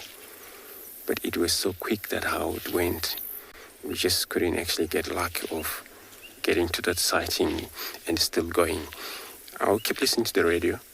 They might maybe find you again or find ourselves, that leopard, because we're in the area.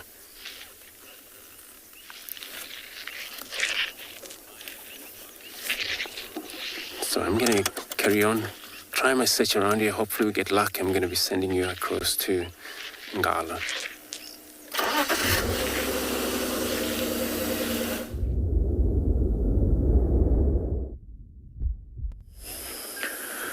Hope so too, Andrew.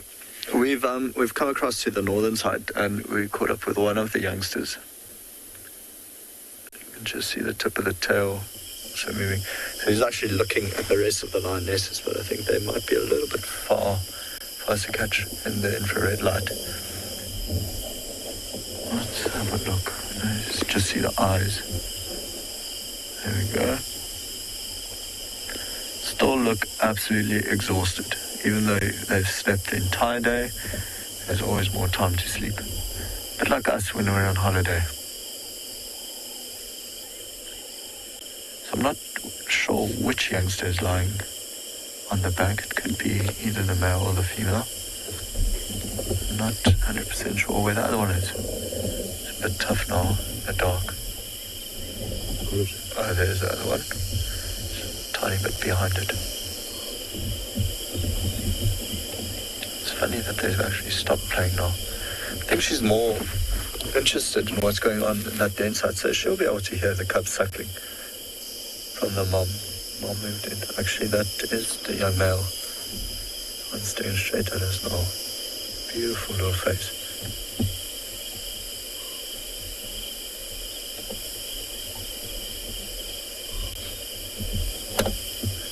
Phenomenal. With the naked eye, you would not be able to see that.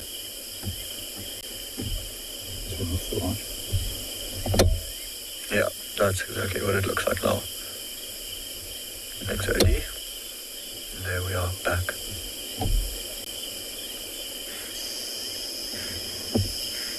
Just keeping an eye on things. Comes the other youngster. Best friends. Of course, they were born together. And they stayed with their mom for a long time.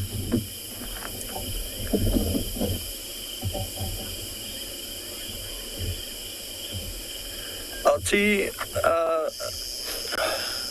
asking how often there's a pride breakaway.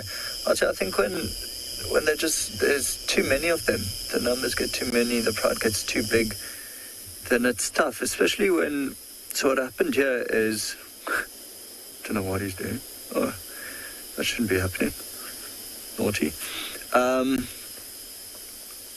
Especially here with this young lioness, when she gave birth to these two, you know, the youngsters, even though when they got to 4 months, 5 months old, when they were starting to eat meat, they couldn't compete with the sub-adults.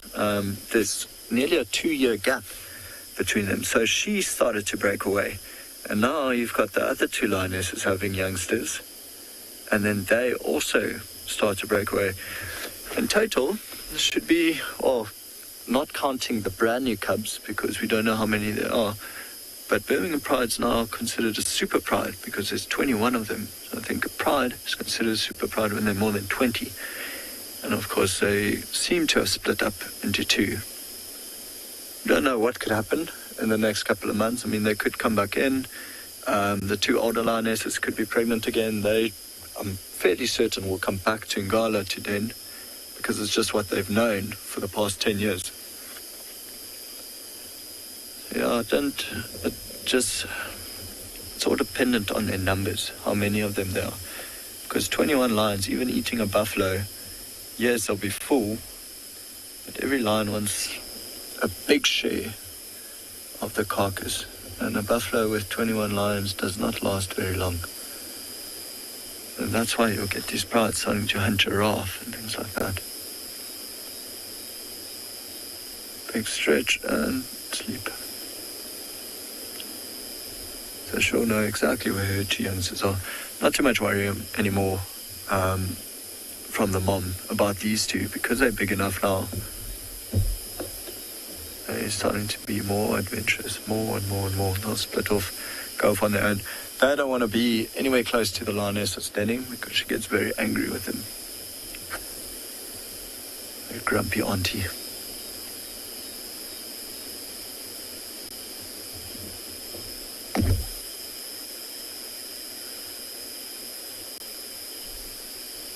Looks like there's a big yawn coming. There we go.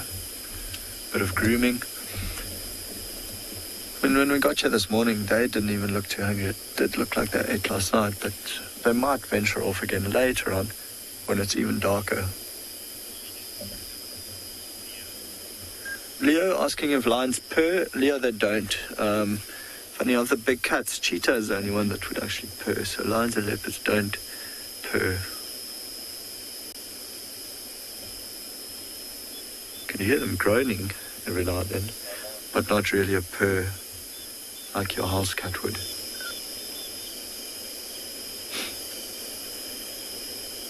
Still just playing. Paw in the face.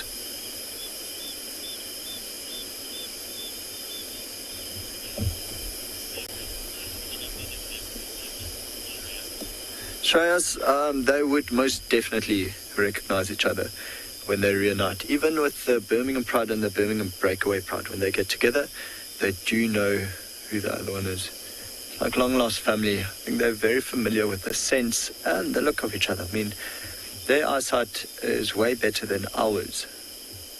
And you'd be able to recognize a friend after about 10 years. So would lions. Most definitely. We had it happened, maybe 5 years ago, where Birmingham Pride and Breakaway Pride actually reunited right here in the Timavati River. I remember they managed to catch 2 buffaloes between them.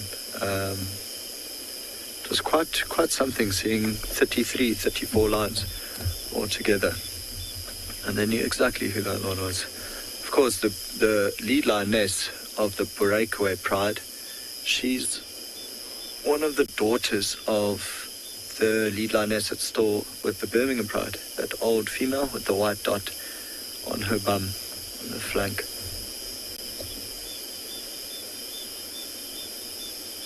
There's some tiresome playing going on here.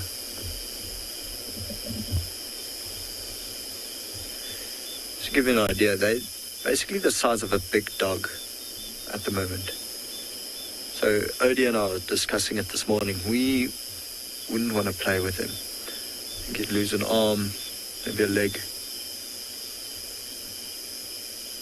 Can you hear a bit of growling there? I think it's the male that's actually upside down on his back, taunting the female with the paw.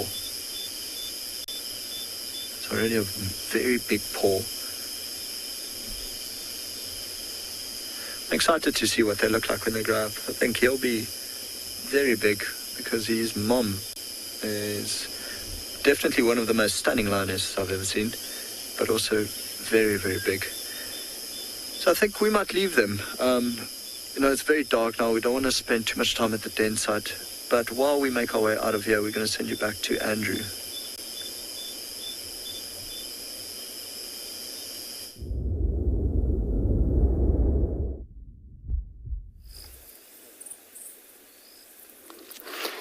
Oh, what a great sighting. You know, Kara right on the top end of the marula trees. I'm not sure what she's after in that. So we got her, everybody. Good thing is that she's right in the end of a marula tree.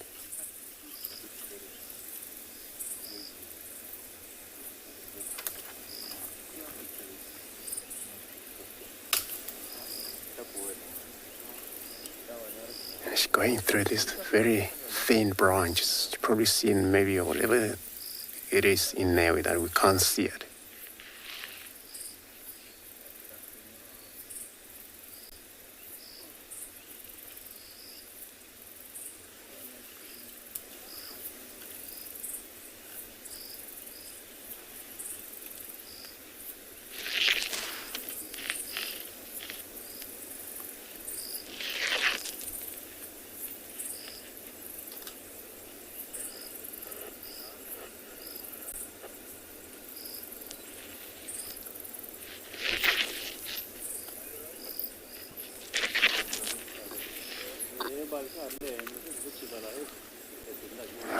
She's very much active there, running around in these branches. There's an incredible speed jumping around up there.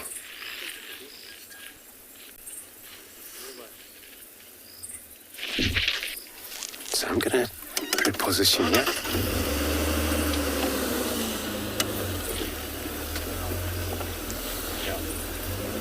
Cool.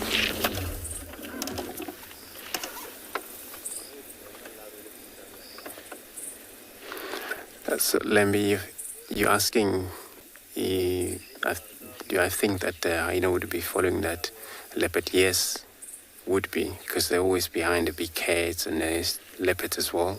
Those are the hyenas.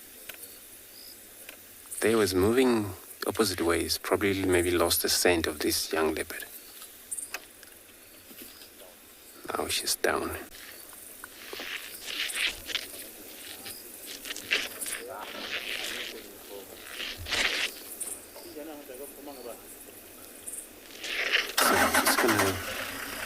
See if we can follow her a bit.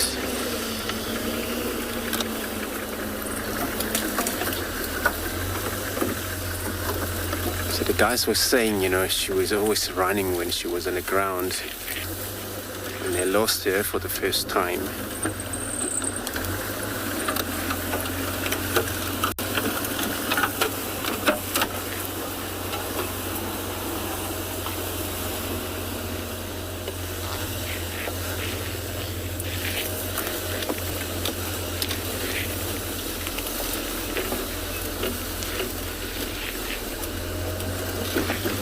And so you say you're so glad that we have some spot cat. Yes, I agree with you. It's so cool that, you know, we have pretty much of 100% nocturnal animals. Cat, spotted cat is a leopard, a young girl leopard. I should run now, hey?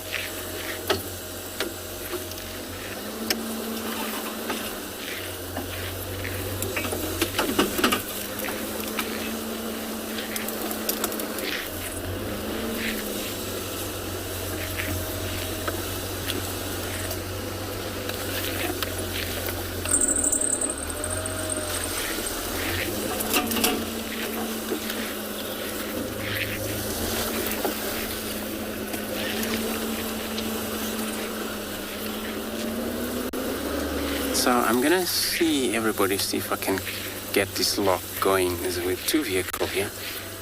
And then I'm gonna be sending you across to Ngala, who they're also on a bamboo.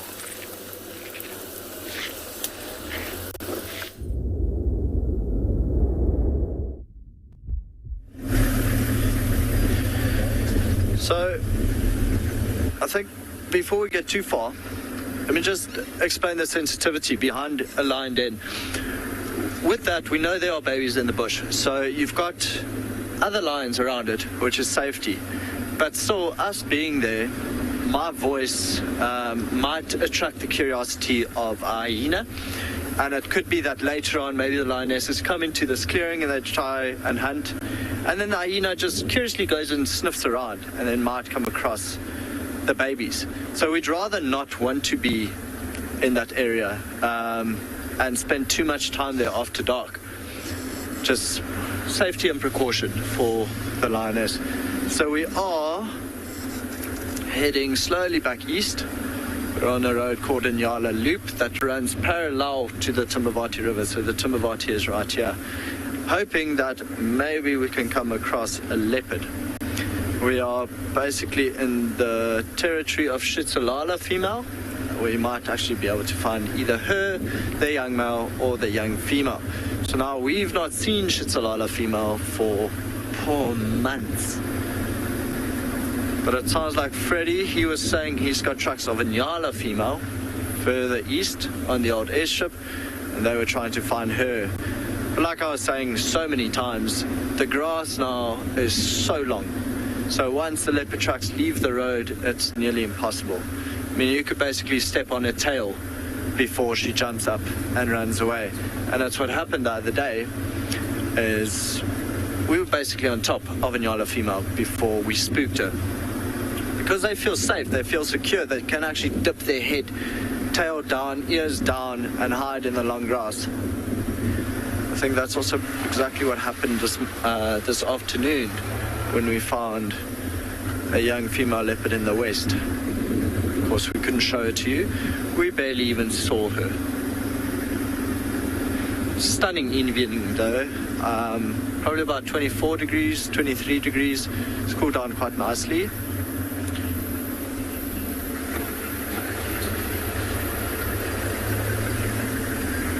Sorry, I got the name, but I didn't get the question. What's my best interaction with leopard? Oh, that I've had. Melissa, Tambuti Tom.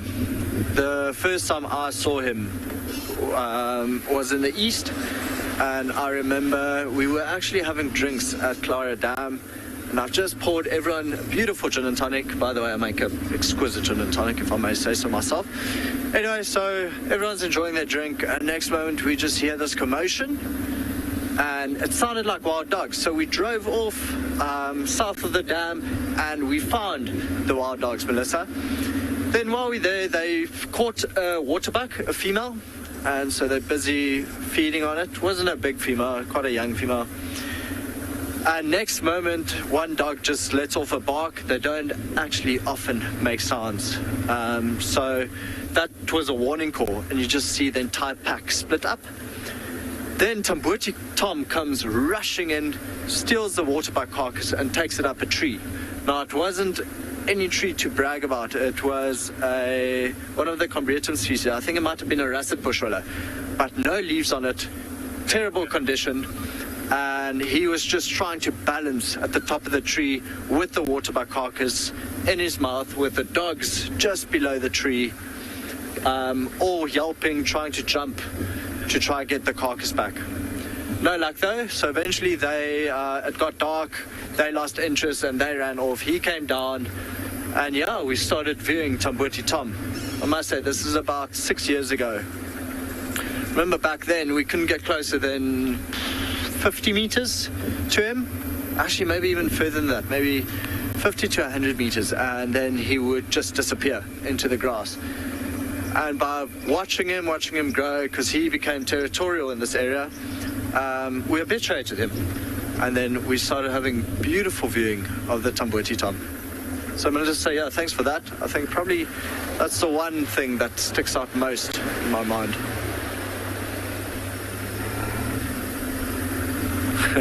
It's actually quite tough to find the road with the grass being this long.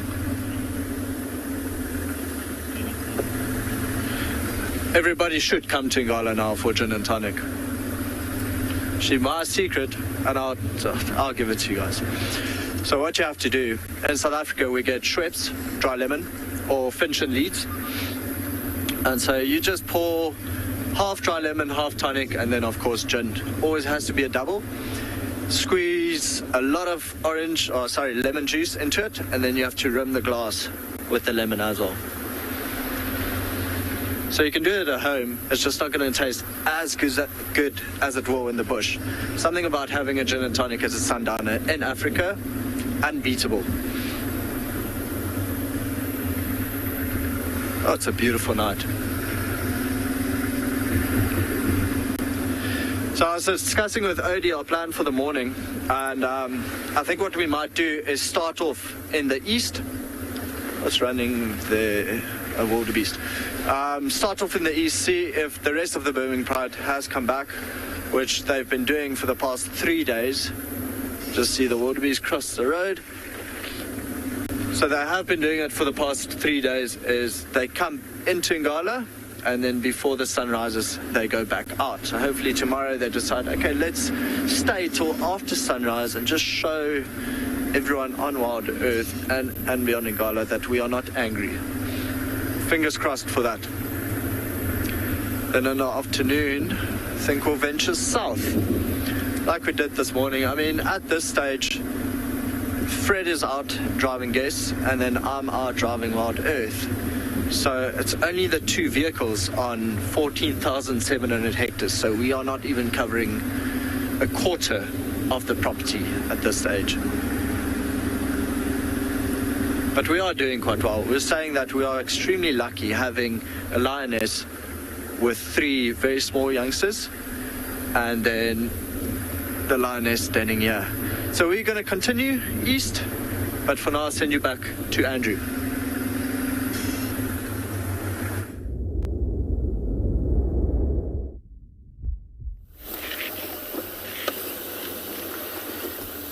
Good luck, Ron. So we now, sorry everybody, we have to leave that area of Kara.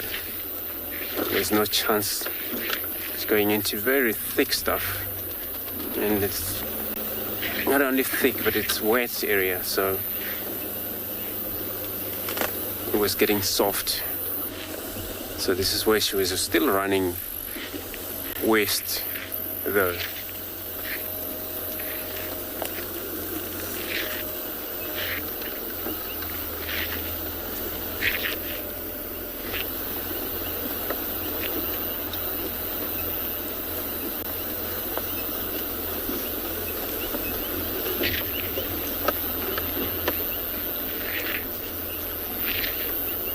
So yeah, we're probably gonna try find out or follow up in the morning.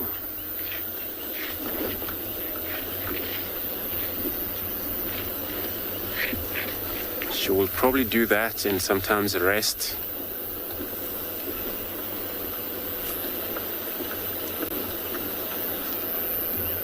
Veronica asking when do the winter begin in South Africa.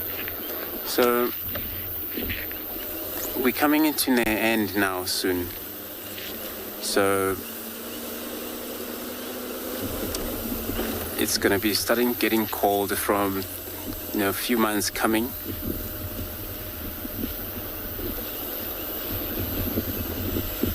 Which anything from March.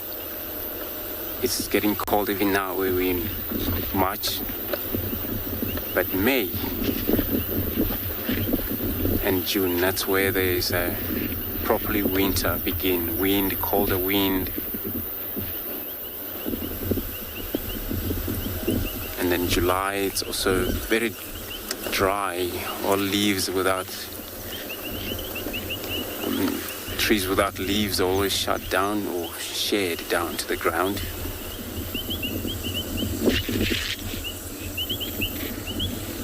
So yeah, that's the beginning of the winter. But from this month already started to feel the difference from proper summer.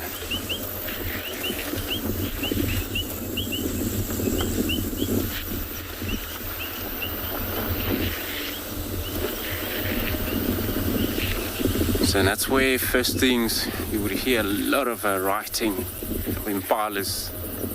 Started from these male impalas will be probably growling, making noises, advertising their territory.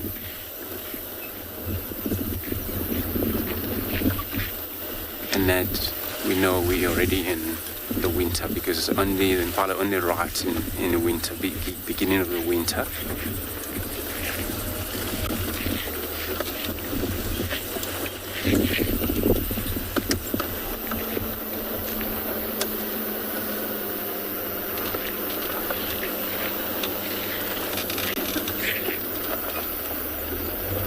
That cold will take place for at least 6 months, and then when cold,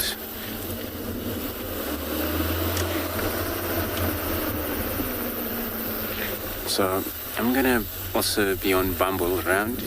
Hope we come across another spotty cat.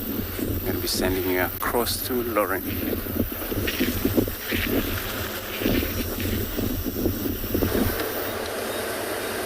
Oh, good luck, Andrew, finding another leopard.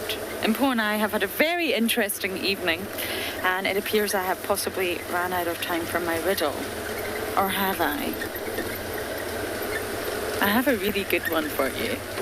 Maybe Jarrett can be the boss on that. Have I ran out of time, Jarrett? I keep trying to find difficult ones, but you know, you guys, you're all just too good. Oh, Jared is all for it. Okay, I do have to read, everyone. I do have to read from my phone. It's not something that I can definitely memorize, I'm afraid. So let me just race up to quarantine as quickly as possible, and maybe you can view something that's not the back of my head. And this is a difficult riddle for you all. I don't have a spotlight, so it's a little bit tricky to look for eye shine, but that's okay. Quarantine normally delivers lots and lots of wonders, and if it doesn't, then you can look at the back of my head. That's also wonderful. Okay, I'm really hoping to stump you all tonight.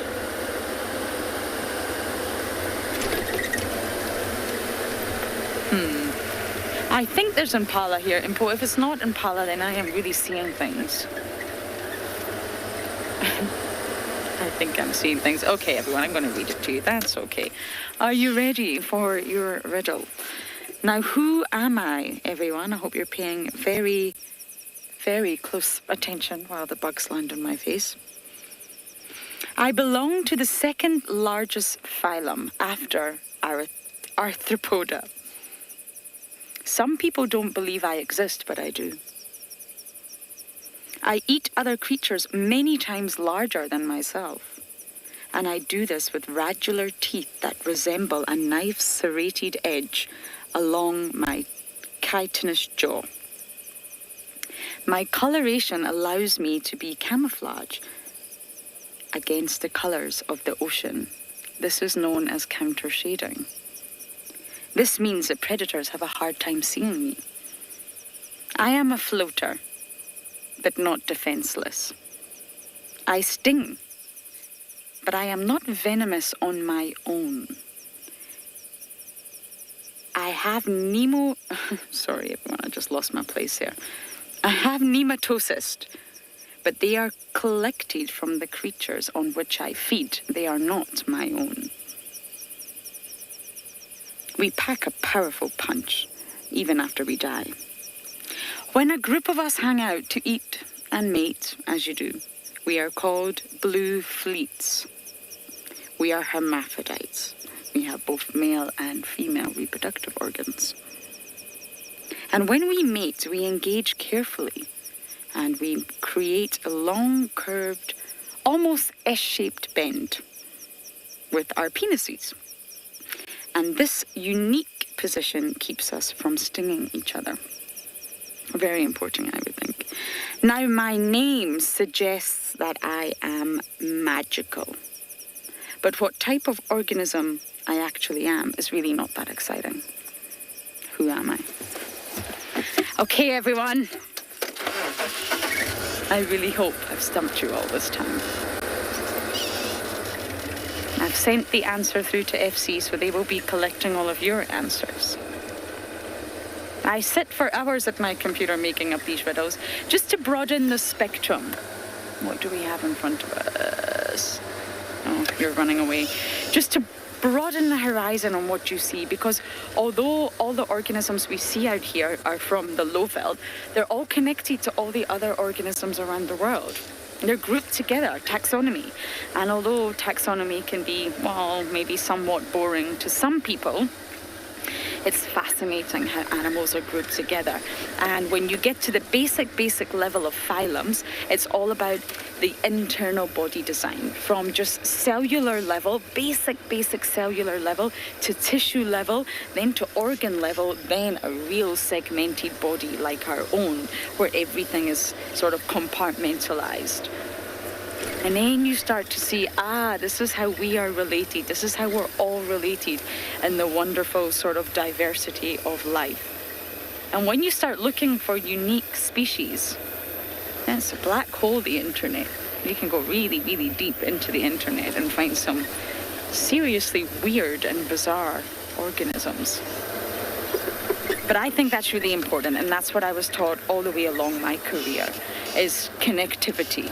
Ecosystems are connected and organisms are connected. You've just got to join the dots and figure out how. And Sylvia Earle, a wonderful woman, if you don't know who she is, please research her. She's one of my heroes or heroines. And she said, without blue, there would be no green. And what she means is without the ocean, there would be none of this. And I sometimes feel that's what's missing.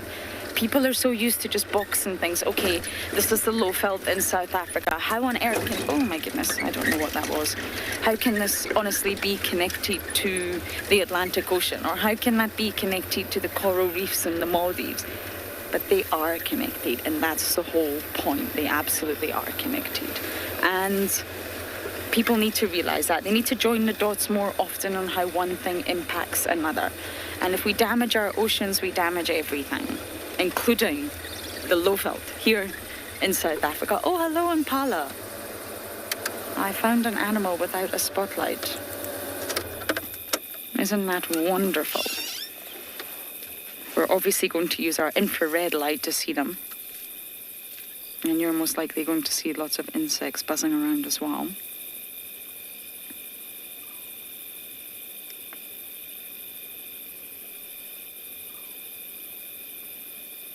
Impala getting ready to settle down for the night.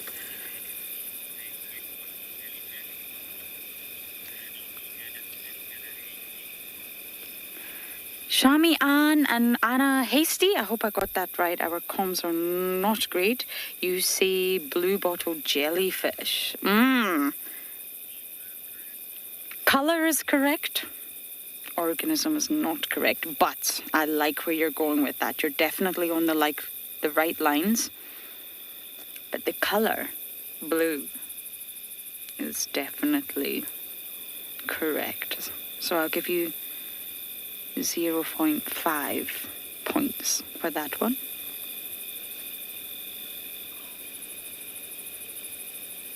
Blue bottles are awful. I've been stung by blue bottles many a time. And it's by firing nematosis. They're the stinging cells that are contained within the body, and they fire onto your skin. And it's very painful, especially when it hits your face. And you end up with what one would call a trout pout. Okay, we've got some answers, my goodness.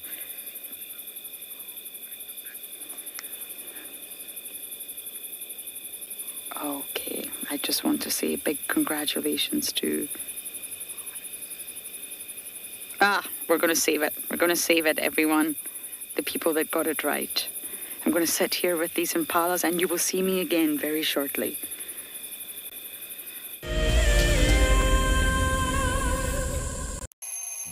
Our lives are dictated by alarm clocks, traffic jams, constant multitasking, and countless distractions.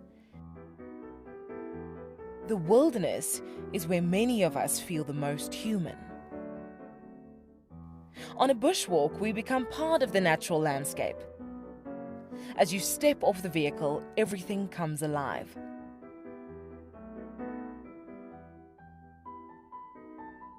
As with any risky experience, walking amongst these animals inspires awe and appreciation. Now, it's your turn to go on a bushwalk. Join us from Pride Lands as we slow down our thoughts, put aside our distractions, and reconnect with a place that first taught us how to be human.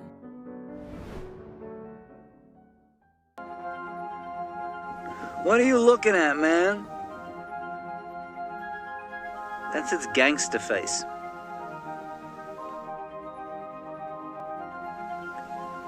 It has the manners of a common variety vagabond. Look at it, chewing with its mouth open like that.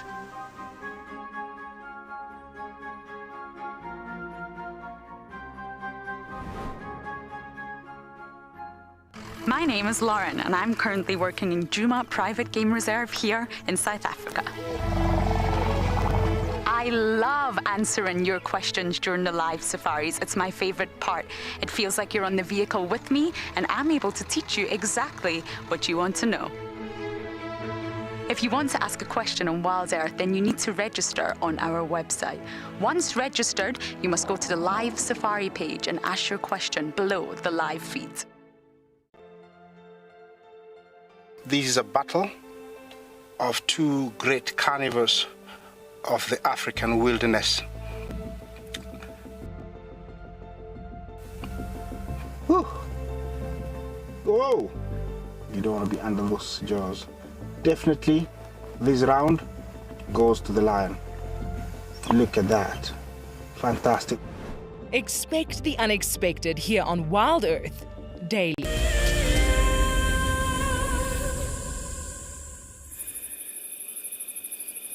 There's nothing quite like sitting on quarantine, listening to the buzz of the evening, under the stars. I think we should thank the impala for always being there. Thank you, impala, for always being there when we need you. Okay, well done. It wasn't hard enough. Well done to Balto 4, Butterfly, Leopard Lady, and Katrina. You got it right. Of course, it is the blue dragon, everyone. Also called the Glaucus atlanticus. It's a very unique organism, and it's actually a species of sea slug. So although the name blue dragon sounds very magical, sea slug, well, not so much. It's the pelagic nudibranch and a shellless gastropod in the mollusk, well, the phylum Mollusca. And believe it or not, they are being found all around the world where they shouldn't be, if that makes sense. They're sort of washing up on shorelines and coastal regions where they shouldn't really normally be found. And they believe that this could be for a number of reasons, including cyclones, weather patterns, or changes in their prey. And the prey is a Portuguese man of war. So if you've never seen one, please do Google it, the blue dragon. They're beautiful. And yeah. My riddles need to get harder. But well done, everyone. I know we're looking at impala, and it might sound a bit bizarre. Why are we talking about the blue sea dragon? But again, I'm just trying to get you to all think about phylums and how animals are really connected at the end of the day.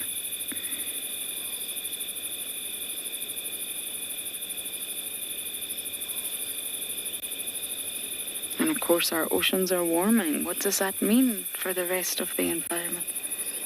Ah, many of you saying that was a tough one. Okay, now I feel better. It was a tough one. But of course, some of you got it right. I will do one tomorrow evening as well.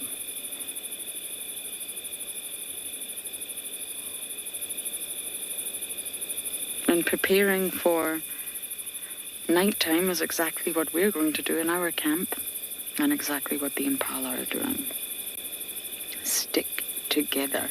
Not because you love one another, no, for safety. It's not selfless, it's actually selfish. Although they do have sort of loose social bonds, they do travel together. It's not because they're trying to protect one another. Imagine if there's 10 of you impala and a predator comes. There's 1 in 10 chance of it being you. But imagine if there's 100 of you and a predator comes. It's 1 in 100 chance of it being you. More eyes, more ears, more nostrils. I always say that because it's true. It's not altruistic as some would think. At the end of the day, it's all about surviving. And although the grass is terribly long on quarantine right now, it's also still very open. So the impala can potentially sense a threat coming. But there's lots of sounds of nighttime, so I'm just going to be quiet for a little bit, and you can hear the sounds of the African bush after the sun goes down.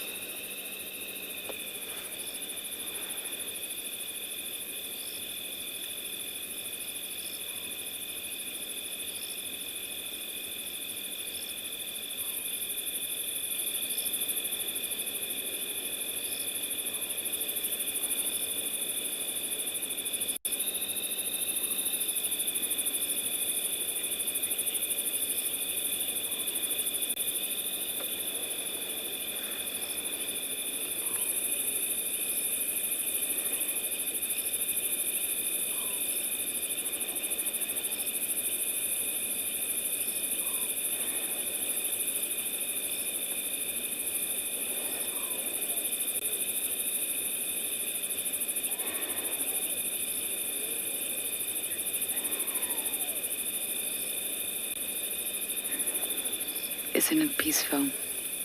And definitely not quiet. But of course it has came to that time of day where all of us have to allow you to jump off our safari vehicle.